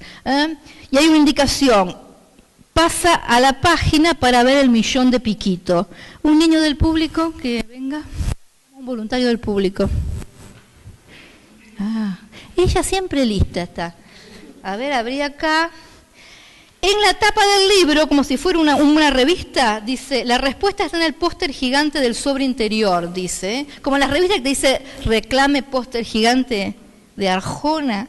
Bueno, de la misma manera, acá te avisa, te tiene que dar una pauta de que la historia termina acá.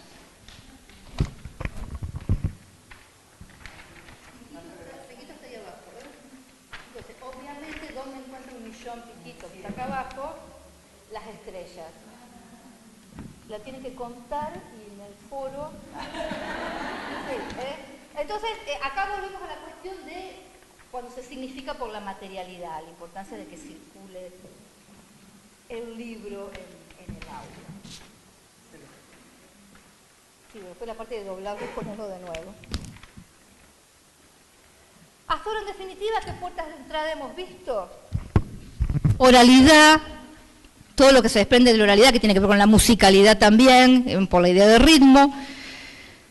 Escritura, por supuesto, vamos a retomar ahora el tema de la escritura, la materialidad del libro, el movimiento del cuerpo. Y vamos a ver una secuencia ya con ejemplos de literatura para adultos para direccionarlo más en media. Para media, perdón. Seguimos adelante y nos salteamos algunos. No, seguí porque esas no las hacemos. No, seguí.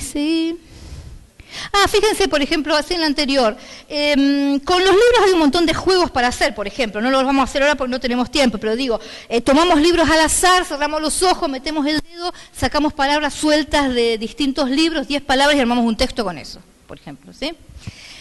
Diálogos entre libros de una biblioteca. Eso yo no lo hago en el aire, sino que teniendo libros puedo hacerlos dialogar entre sí. Son diálogos entre títulos. ¿Quién mató a Rosendo? Yo, el Supremo. ¿Quién mató a Rosendo? Es un non-fiction de Walsh y Yo, el Supremo es una novela de Roa Bastos. Pero ¿hubo alguna vez 30.000 vírgenes? Allá lejos y hace tiempo. ¿Quieres hacer el favor de callarte, por favor? Pero hubo alguna vez 30.000 vírgenes, que es de Jardiel Porcela, el humorista español. Allá lejos y hace tiempo, el libro de Hudson. Y ¿Quieres hacer el favor de callarte, por favor? Un libro de cuentos de Carver.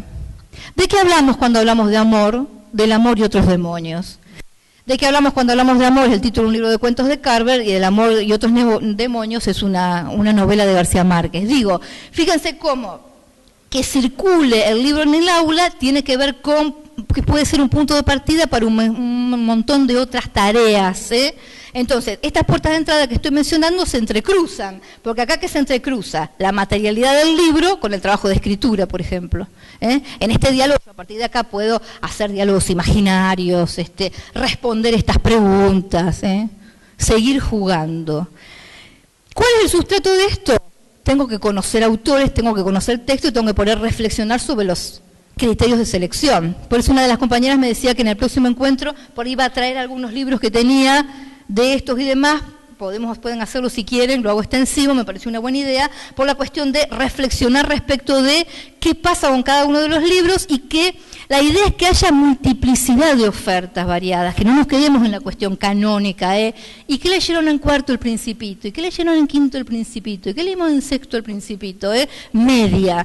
Cuando hemos dado latinoamericano lo hemos visto, siempre relato de un náufrago, siempre crónica de una muerte anunciada, alguien con una obra tan profusa como García Márquez, se puede abrir el canon. Y si voy a trabajar esas obras, ver si las puedo trabajar de una manera diferente, o las puedo poner en diálogo. Bueno, trabajo relato de un náufrago, pero la pongo en diálogo con Hojarasca, con La mala hora, con las primeras obras de García Márquez que no se trabajan tanto escolarmente.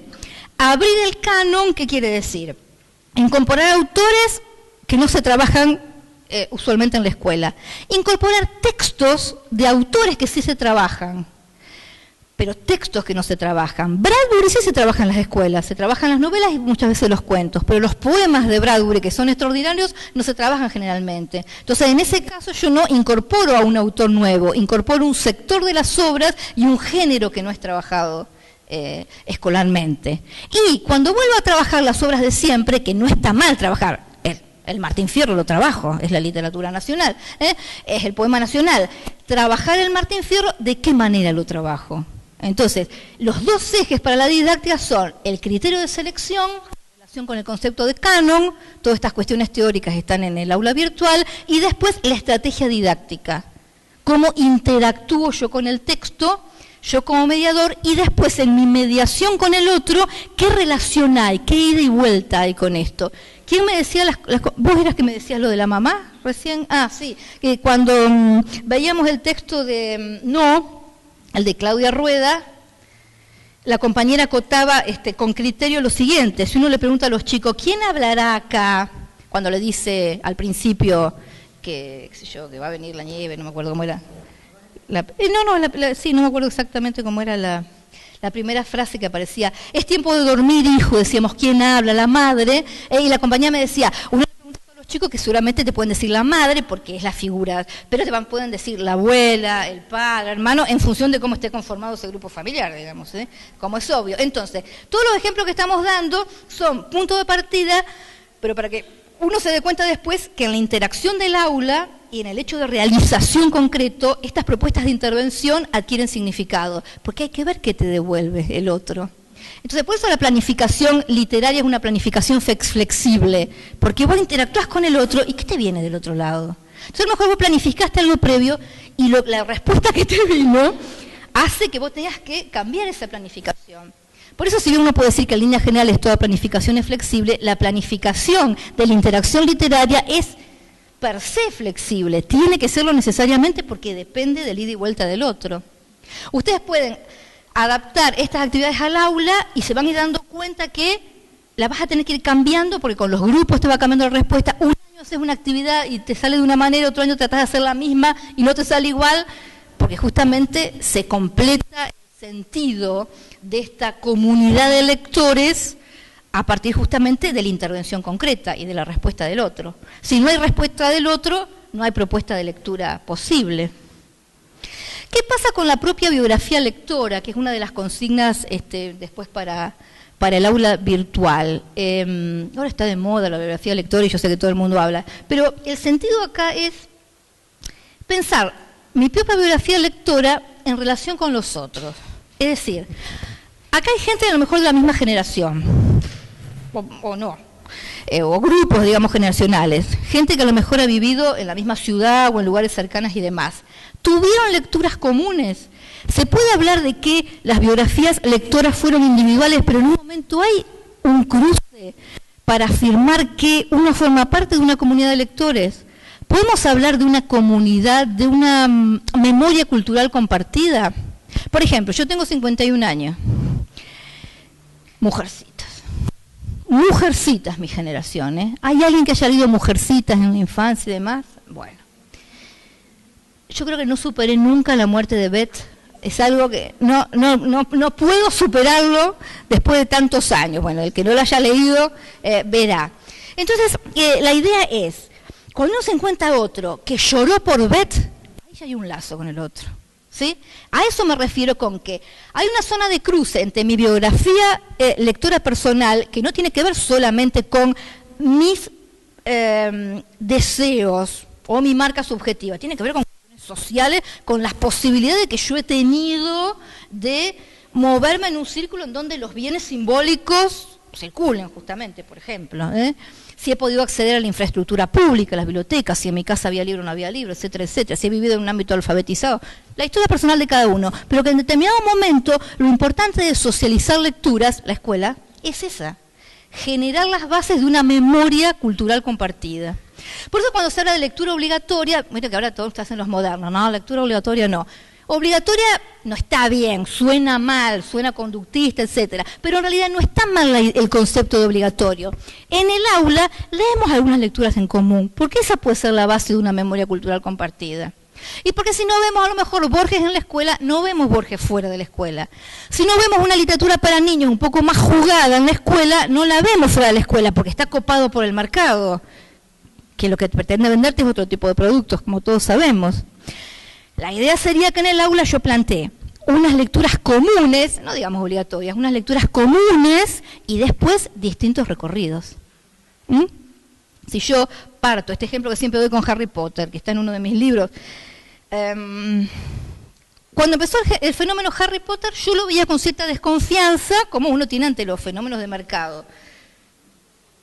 Odio a los docentes que hablan de los hijos, así se los digo. Y acá estoy yo hablando de mis hijos, discúlpenme, siempre odié a los docentes que hablan de los hijos, pero digo, entro un día al cuarto de mi hija, que en ese momento era chica, y de golpe veo que su cuarto tenía todo el merchandising de Harry Potter. Digo, ¿cuándo ocurrió esto?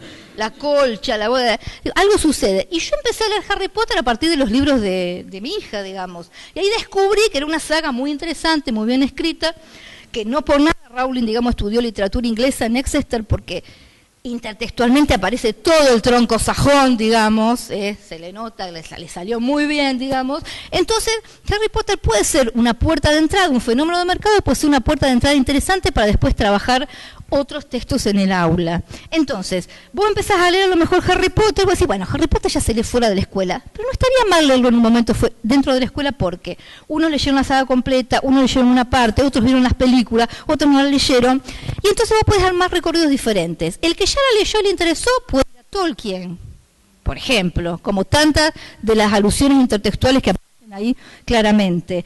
Otro puede empezar a leer uno de esos libros. Hoy está la saga, por ejemplo, de Canción de Hielo y Fuego, que está la serie en HBO que se llama Esto para Media, que se llama Juego de Tronos. Juego de Tronos es el título del primer libro de George R.R. Martin, un autor norteamericano, ya lo llaman el heredero de Tolkien, etcétera.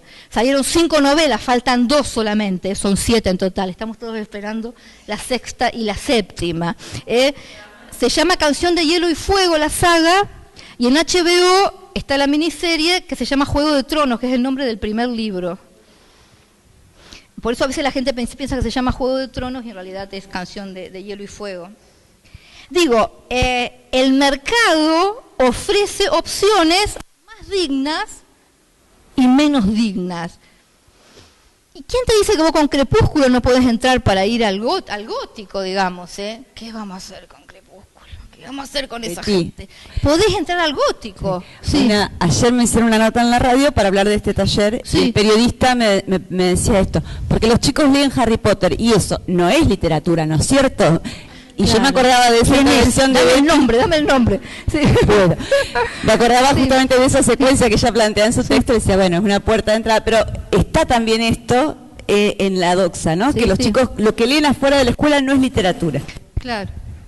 Bueno, ahí está interesante la cuestión de replantear, es un tema amplio, el tema de selección de texto, porque deriva a lo que finalmente está concluyendo Claudia, que es lo literario, un temita. Vuelvan mañana. En todo caso podemos acordar que es un concepto flexible en este sentido. Es literario aquello que se lee como literario en un determinado contexto histórico, y que los guardianes del discurso, dice Eagleton, lo hemos visto con los alumnos, los guardianes del discurso determinan, las instituciones, el mercado, etcétera, determinan qué es leído como literario en determinado momento. Uno va viendo los procesos de canonización. Hoy se está viendo un proceso de canonización en la literatura argentina de Selva Almada como la escritora, etcétera. Uno ve el proceso de canonización. Después el tiempo irá demostrando o no si esa canonización fue circunstancia, fue producto de un consenso particular por intereses políticos, intereses del mercado, o si realmente esta obra se va a constituir en un clásico. Si uno ya no puede decir solamente el Quijote se canonizó porque sí, y bueno, tantos siglos de canonización, algo habrá pasado con ese libro. ¿Qué pasa con el Martín Fierro? Lo hablábamos el otro día, no sé si hay gente de Argentina acá, no me acuerdo. No. ¿Qué pasa con el proceso de canonización del Martín Fierro como el poema nacional? A principios del siglo, Lugones, se necesita fundar una tradición en una nación joven, Lugones lo entroniza como el poema nacional, desde la literatura.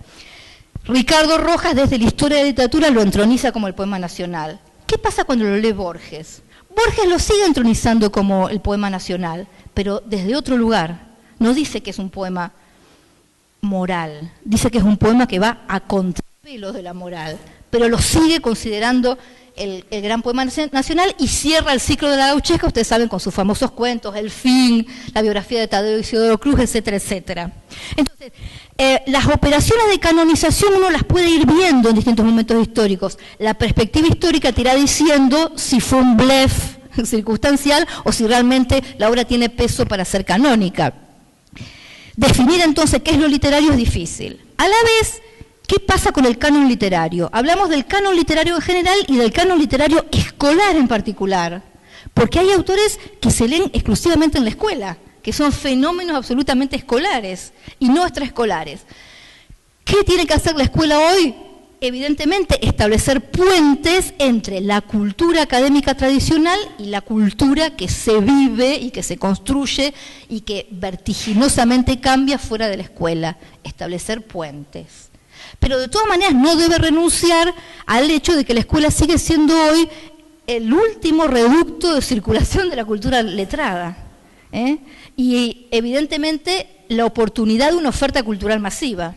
Entonces yo establezco límites sí o sí con el medio, establezco límites sí o sí, límites, mira mi lapsus, puentes, límites también, pero también puentes y relaciones y vínculos con la comunidad, pero también sé que hay cierto tipo de saberes, en el caso del campo literario, ciertos autores, ciertos textos, que si yo no los trabajo acá, no los veo en ninguna parte. el tema de hacer relaciones con vínculos y puentes con la comunidad tiene que ver con un criterio, yo le diría casi realista, no demagógico, pero sí realista.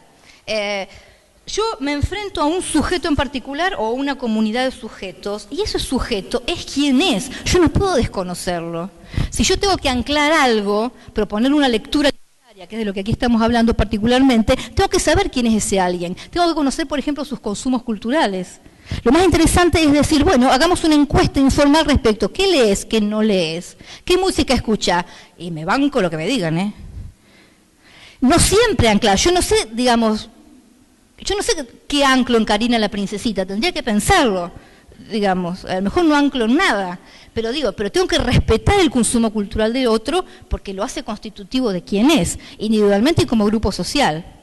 Entonces, ese es el desafío. Yo, mediador en esta realidad tan cambiante y tan diversa, tengo la obligación desde este lugar de oferta cultural masiva, que es la escuela, trabajar ciertos textos literarios que los chicos no van a ver fuera de la escuela. Pero por otra parte tengo que saber quién es el otro, cuáles son sus consumos culturales, cuáles son las características de su grupo social para ver si puedo anclar en algunos de esos consumos culturales para llegar después a la escuela.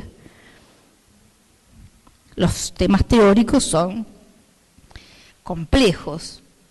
Vamos a ver el último ejercicio, ya que hablamos de Borges. Sí, volvemos al anterior. El texto de referencia a la ley de Borges, así damos algunos ejemplos más para media, y algunos textos periodísticos. La secuencia de escritura es esta. Un trabajo sobre mi calle, sobre mi escuela y sobre mi universo. Pasamos directamente de la escuela al universo, les digo, sin escalas. Sí, ahora seguimos. Mi calle, el primer trabajo, no lo vamos a hacer acá, lo cuento nada más, vamos a hacer uno solo de los ejercicios porque no hay tiempo. La idea de la cuestión de escritura sería, piénsenlo, si la quieren hacer después la mandan para el foro, la suben a la plataforma, etcétera.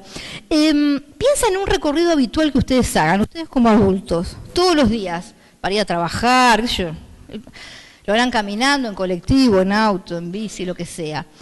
Uno ya no ve la ciudad, uno pone piloto automático y sigue. El ejercicio sería, voy a mirar, voy a volver a mirar y voy a escribir ese recorrido. ¿Alguien se anima a decir qué recorrido hace todos los días? Para ir a la escuela o uno de los recorridos que haga todos los días. Yo digo el laboral o el del lugar de estudio porque me imagino que puede ser el más convencional. ¿Qué día? Yo salgo, camino 2 cuadras, me tomo el bondi.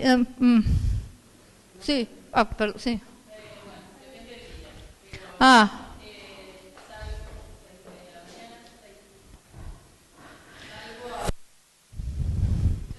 Sí, a ver. Hola. Sí. Salgo aproximadamente 6:20 para tomarme el colectivo 6:30.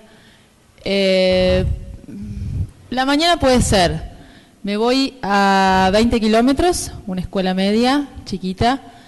¿Se tomás un colectivo interurbano o te vas en auto? No, sí, un colectivo. Después los martes, miércoles y jueves me voy para otra ciudad que queda 40. Bueno, elegí una de esas rutinas, digamos, para escribir, elegí una de esas rutinas, la que te parezca que se da más seguido. Cuando te vas a qué lugar? 2 lugares, bueno, voy. Cuando me voy, por ejemplo, a 45 kilómetros. ¿A dónde? San Genaro. A San Genaro. Sí, tengo toda mi mañana ahí. Voy en colectivo. Llueve en San Genaro Norte, ¿no? ¿Eso no es una canción? Bueno, ahora sí, pero ahora ya no es más San Genaro Norte. Están unidas, si bien todavía los pobladores. Una canción de Horacio Guaraní. Bien. Sí. Bueno, tu rutina sería, te levantás, vas, te tomas el colectivo, supongo en la esquina, te vas a la terminal, vas a ese lugar, etcétera, etcétera. Seguramente, bueno, es un trayecto interurbano, de todas maneras, otra gente hará trayectos urbanos, me imagino. Pero de todas maneras, la idea sería que un día vos le prestaras atención a ese viaje, no vayas pensando en otra cosa, corrigiendo, leyendo, escuchando música, etcétera, sino que te dediques a mirar la ciudad o el campo, en este caso, y puedas escribir eso. Es decir, volver a mirar lo cotidiano, lo que uno ya dejó de ver, refundarlo. Con la escritura y con esa nueva mirada uno lo puede refundar. Cuando uno hace un recorrido urbano, en el colectivo urbano, si vas manejando, lo que fuere, es interesante ver, por ejemplo, las escrituras que hay en la ciudad. Entonces uno puede hacer el ejercicio, libretita en mano, bueno, tienen netbook, o libretita en mano, el viejo truco de la libretita, ir anotando lo que voy viendo. A veces, ¿qué te pasa? Tomás siempre el mismo colectivo y identificás a alguien que sube en la misma parada que vos, más adelante, etcétera, etcétera. Miren lo cotidiano, lo que ya dejaron de ver. Esto puede trasladarse al marido y todas esas cosas. Pero digo, empiecen a mirar lo cotidiano, lo que ya no ven, y resignifíquenlo. Y escriban a partir de eso, escriban ese recorrido urbano. Esa sería la primera consigna. En tu caso, decía que vos salís al campo, etcétera, etcétera, vos podés ir viendo cómo van cambiando los colores del campo a medida que cambian las estaciones, tenés más cosas para ver, o dormís quizás. Sí, uno ya es una especie de robot, yo a veces miro y hago todo mecánicamente, digo, ay, cerré la puerta, ¿qué hice? Ya prácticamente no sé. Bueno, que el espacio de escritura sea un espacio de volver a resignificar algo, una serie de acciones, una secuencia, una narración cotidiana que vos en realidad ya protagonizás por una suerte de inercia. Pará, mirala de nuevo, implica mirar el paisaje, mirar al otro también, etcétera, etcétera, y contalo. Ese sería el ejercicio.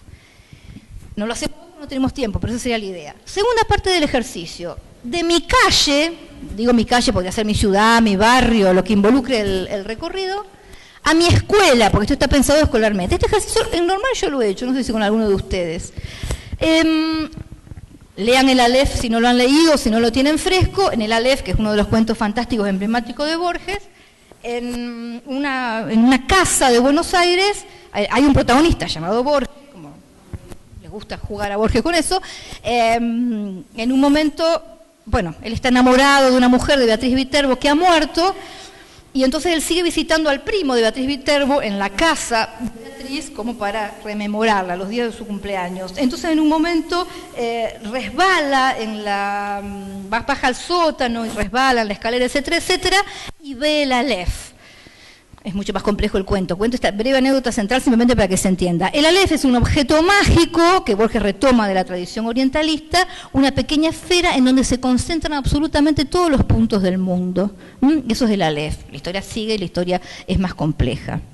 La pregunta era, si leer el cuento, etcétera, etcétera, si el Aleph estuviera acá en la escuela, ¿en qué lugar estaría?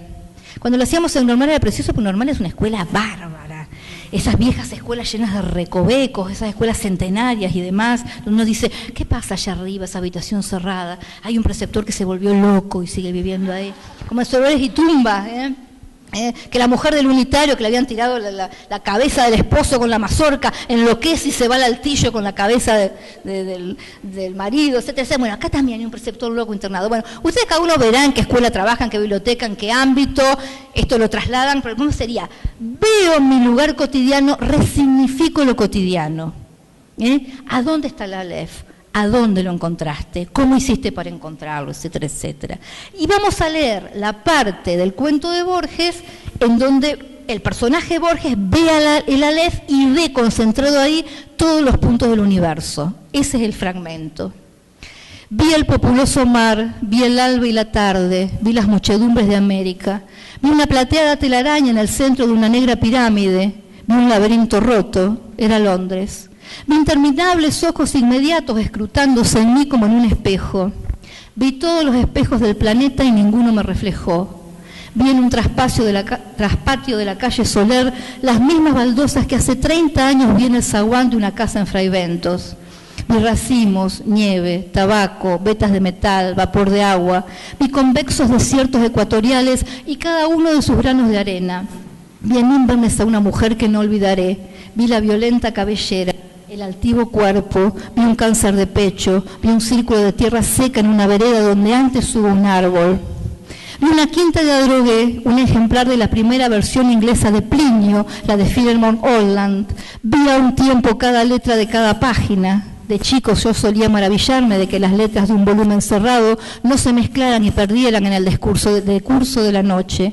Vi la noche y el día contemporáneo, vi un poniente en Querétaro que parecía reflejar el color de una rosa en Bengala. Vi mi dormitorio sin nadie, vi en un gabinete de Agmar un globo terráqueo entre dos espejos que lo multiplicaban sin fin, vi caballos de crin arremolinada en una playa del mar Caspio en el alba, vi la delicada osadura de una mano, vi a los sobrevivientes de una batalla enviando tarjetas postales, vi en un escaparate de Mirzapur una baraja española, vi las sombras oblicuas de unos helechos en el suelo de un invernáculo, vi tigres, émbolos, bisontes, marejadas y ejércitos, vi todas las hormigas que hay en la tierra, vi un astrolabio persa, vi en un cajón del escritorio, y la letra me hizo temblar, cartas obscenas, increíbles, precisas que Beatriz había dirigido a Carlos Argentino. Vi un adorado monumento en la Chacarita, vi la reliquia atroz de lo que deliciosamente había sido Beatriz Viterbo, vi la circulación de mi propia sangre, vi el engranaje del amor y la modificación de la muerte, vi el Aleph desde todos los puntos, vi en el Aleph la tierra, vi mi cara y mis vísceras, vi tu cara, y sentí vértigo y lloré, porque mis ojos habían visto ese objeto secreto y conjetural, cuyo nombre usurpan los hombres, pero que ningún hombre ha mirado, el inconcebible universo. Bueno, ahora escriban como Borges en 5 minutos. Bueno, ¿cuál es el tema? Cada uno escriba qué vio en su Aleph, porque entonces ¿qué va a ver? Su propio universo. Entonces fíjense cuál es la secuencia didáctica. La secuencia es, empiezo a mirar mi calle, mi rutina de otra manera, leo el cuento de Borges y ese objeto mágico del Aleph, que estaba en cualquier lugar, puede estar también en mi lugar cotidiano, en la escuela, y cuando yo lo veo, escribo en primera persona qué veo en el Aleph. Voy a ser muy breve, porque entonces voy a llegar a mi propio universo. La referencia que hace a Beatriz Viterbo y a Carlos Argentino es una referencia al cuento, al argumento del cuento, que cuando lo lean o lo relean la van a entender. Esa es una de las consignas que queda, pero antes de darle el espacio para escribir esto, que seguramente no lo terminarán y lo terminarán después y lo mandarán al aula virtual, quiero contar cuál es la última actividad de estas secuencias. ¿Les parece? Así ya lo termino. Bueno, esto en realidad es coyuntural porque es una nota del año 2006. Esto he tomado un libro mío del 2006, entonces tomé una noticia coyuntural. Hoy podrían tomar otra noticia de actualidad. La idea es trabajar con una noticia de actualidad y obviamente a medida que pasa el tiempo se desactualiza, pero de todas maneras queda encadenada la secuencia. En el 2006, yo no sé si se acuerdan, pues ya hace varios años, se reunieron astrólogos en Praga y declararon que Plutón ya no era un planeta que formaba parte del sistema solar, sino que era un planeta enano. Escribimos variaciones sobre Plutón, un nuevo texto a partir de la noticia periodística que da cuenta de que, a raíz de la decisión de los astrónomos reunidos en el año 2006 en Praga, se decidió no considerar a Plutón un planeta y sí considerarlo un planeta enano. Y leímos la noticia. No sé si ustedes se acuerdan de eso. En un momento provocó cierto revuelo. Las variaciones, porque eso tiene que ver con la idea del universo. ¿Cómo llamamos? De la calle, de la escuela. Nos atraviesa Borges con el Aleph y llegamos a la idea del universo. La defensa de Platón, escuchen mío, la defensa de Plutón, la idea es, vamos a defender a Plutón, o vamos a asumir la voz de Plutón, qué es lo que pasa con que de golpe dejo de ser planeta y paso a ser un planeta enano. Cuando lo he hecho con los chicos pasaron cuestiones desde pancartas, piquetes, consignas tipo política, Plutón, Plutón, qué grande sería. ¿Cómo opera la lectura de Borges dentro de un trayecto de lecturas y de escrituras previos que yo ya tengo? Entonces no es que doy el Aleph, damos el Aleph y punto, no. Porque Borges es innegociable, así se los digo. Borges es innegociable. Entonces hay que trabajar Borges en el aula. ¿Cómo lo trabajo? ¿De qué manera los chicos se pueden apropiar de otra manera y yo mismo como mediador me reapropio de estos discursos literarios de otro modo? Fíjate que empiezo a escribir sobre mi recorrido cotidiano para llegar a la escuela, supongamos. Leo el Aleph, veo a dónde encuentro el Aleph en mi escuela o en otro ámbito, estas actividades se adaptan, digamos, escribo la consigna que es ahora, ¿qué veo en mi propio Aleph? Y eso es algo muy subjetivo porque es mi propio universo. ¿Qué puedo ver yo en el Aleph? ¿Qué quiero decir? ¿Qué quiero ver yo o qué puedo ver yo allí? Y por último, juego con otros discursos, con otros géneros discursivos, menos solemnes que el literario, en todo caso, a partir de esto otro de la defensa de Plutón, y hago carteles, puedo trabajar el humor, etcétera, etcétera. Todo eso en la misma secuencia de actividad, que significa por sí misma, pero también es una puerta de entrada para trabajar de un modo diferente, y un cuento canónico de Borges de un modo diferente. ¿Se entiende la idea?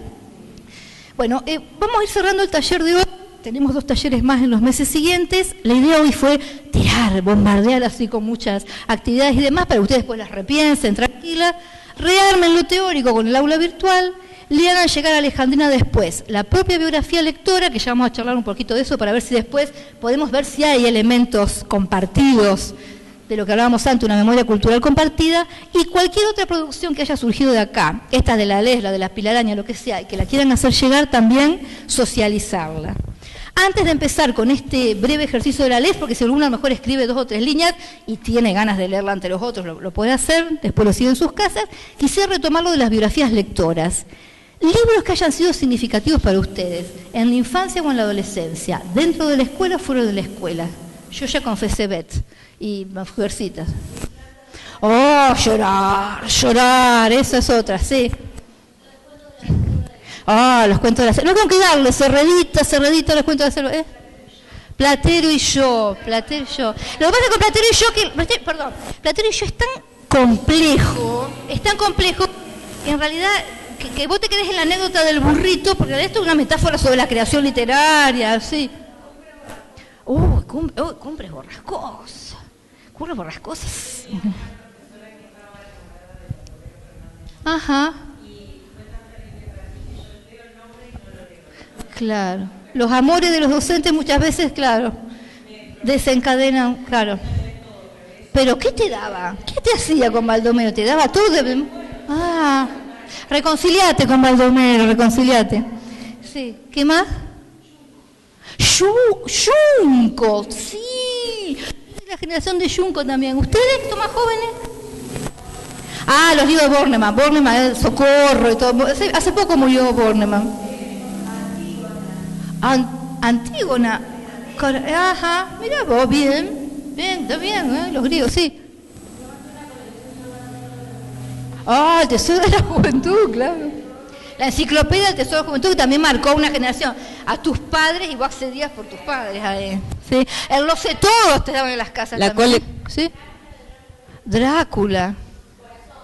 Ay, Corazón, de los Apeninos a los Andes, otra para llorar. La colección del Chiribitil para chicos. Los cuentos del Chiribitil. Ahora hay un grupo de Facebook. De Facebook que se llama Chiribitil, tenés razón. Sí. Los pajaritos remendados de Coligüe, sí. Yo sé la colección Robin Hood es amarilla también. Yo no me acuerdo, pero de la editorial Atlántida, seguramente algunos se acuerdan, ese que buscábamos el propio final, porque había varios finales. Elige tu propia aventura. La idea de Elige los textos eran muy malos, pero porque eran muy elementales, pero la idea, el concepto de Elige tu propia aventura es un concepto buenísimo. Sí. Bien, fíjense cómo... Acá en el chat dice mi amigo Gregorio, primer grado en 1981.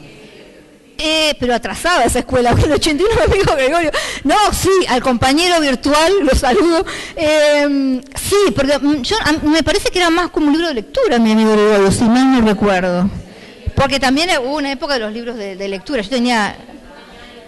¿Cuál tenías vos? Ana y Tomás. No, yo soy de la época, los míos se llamaban Agüita Clara, no sé, Manantial. ¿Qué más? Pirueta. Bien. Yo ahora digo que yo hago la selección literaria para los libros de texto de Aike, así que no me burlo tanto porque los vuela palabra, la selección literaria la hago yo, y siempre en los libros de texto para primaria, algunos para media, yo trabajo con la selección literaria. Así que es un tema, por el concepto de manual es un concepto de por sí controversial, porque no puede aunar todo el saber. Entonces es un desafío entrar al mundo editorial y ver de qué manera vos contribuís para que ese libro de texto pueda ser un poco más flexible y más amplio.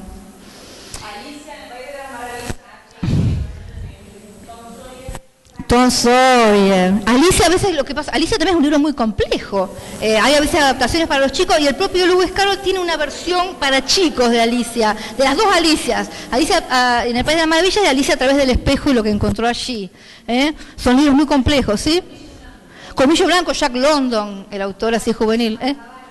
Azabache. ¿Azabache de quién era? Bueno,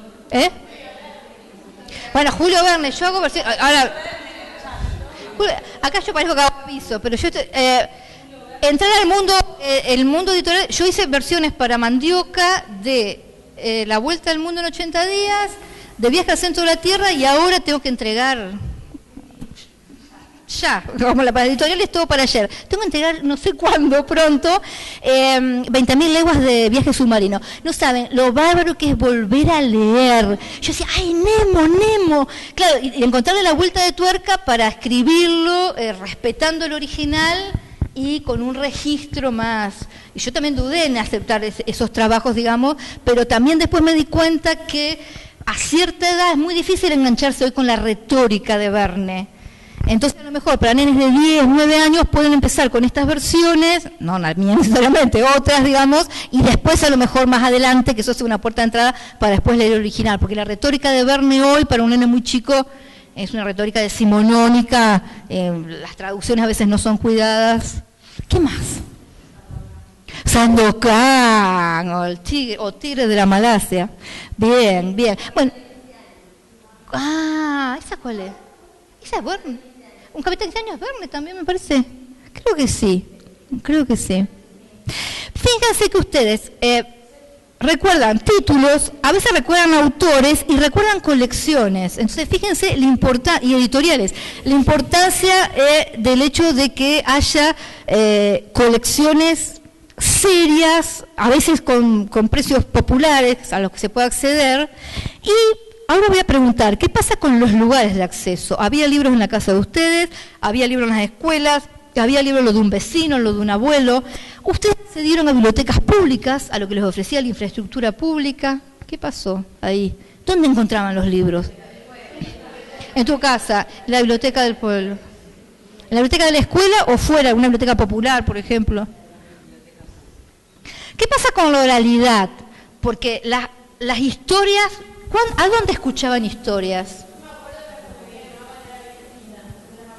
¿Qué? Tú.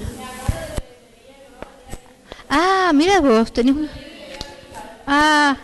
Bien. ¿Había alguien en la familia de ustedes, en el barrio, etcétera, que era un buen contador de historia? No necesariamente que partiera de un libro, no es que me contaran la historia de un libro, sino vos tenés un abuelo, un tío, un vecino, medio fabulador, un amigo. ¿Recuerdan algún contador de historias? Tu abuelo. Bien, sí.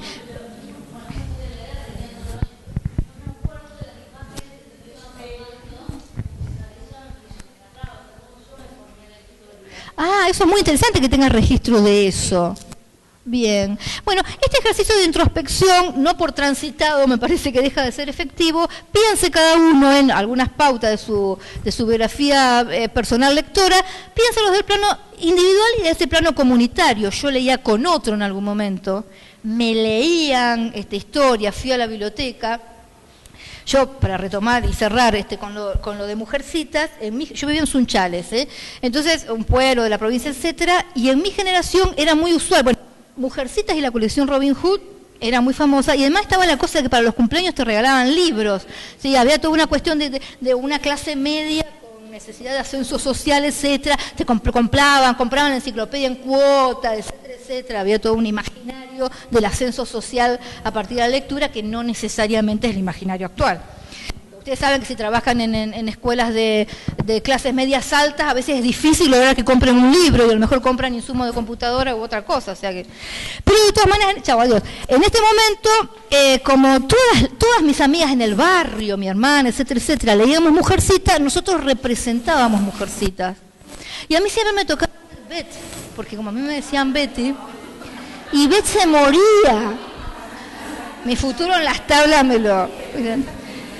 Yo quería hacer show, nosotros decíamos porque show era... Pues es un libro que parece conservador, pero no es tan conservador, porque show quiere ser escritora profesional, y además funda la primera escuela para mujeres, etcétera, etcétera.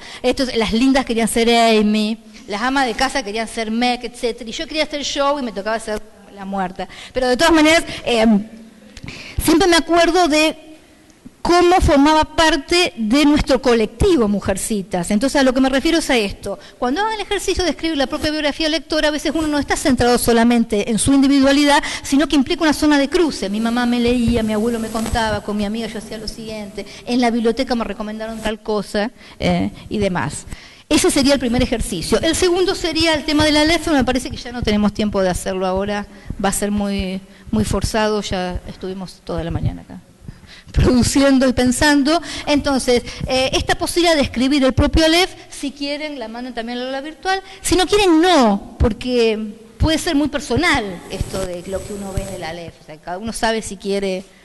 Pueden hacer dos versiones, una versión para el público y una versión privada. No lo tomen finalmente como solamente una cuestión de tienen que hacer esto para evaluar el curso, sino que es una posibilidad personal, digamos. Explorar la propia escritura o reencontrarse con la propia escritura, pues acá, bueno, Claudia y Jorgelina hacen los talleres virtuales conmigo, que yo tengo talleres literarios, esa cuestión de en algún momento reencontrarte con tu propia escritura, digamos, ¿eh? Entonces piénsenlo más como un ejercicio personal, que después a partir de eso me puede servir para el aula, pero básicamente es un pararme, encontrar el espacio mental y el tiempo físico para yo ponerme a escribir, con pretensiones de ser escritor o no, simplemente con cuestiones expresivas, y que después eso me sirve y me agilita y me potencia para mi tarea de mediador, bueno, es la segunda parte de la historia. Lo de la Aleph puede ser un ejercicio subjetivo interesante. Me quedaron algunos libros para mostrar, algunas otras ejercitaciones, que aunque sea quise dar la secuencia, pero más o menos esto, la idea de este primer taller fue esa, tirar ideas, que no sea estática el aula de literatura, que se piense la selección de textos, los textos variados, la selección de estrategias, la entrada por distintas puertas y el repensar la práctica, flexibilizarla y ser un docente activo en el aula de literatura. Para eso yo tengo que ser lector. Bueno, nos vemos el mes que viene. Chao.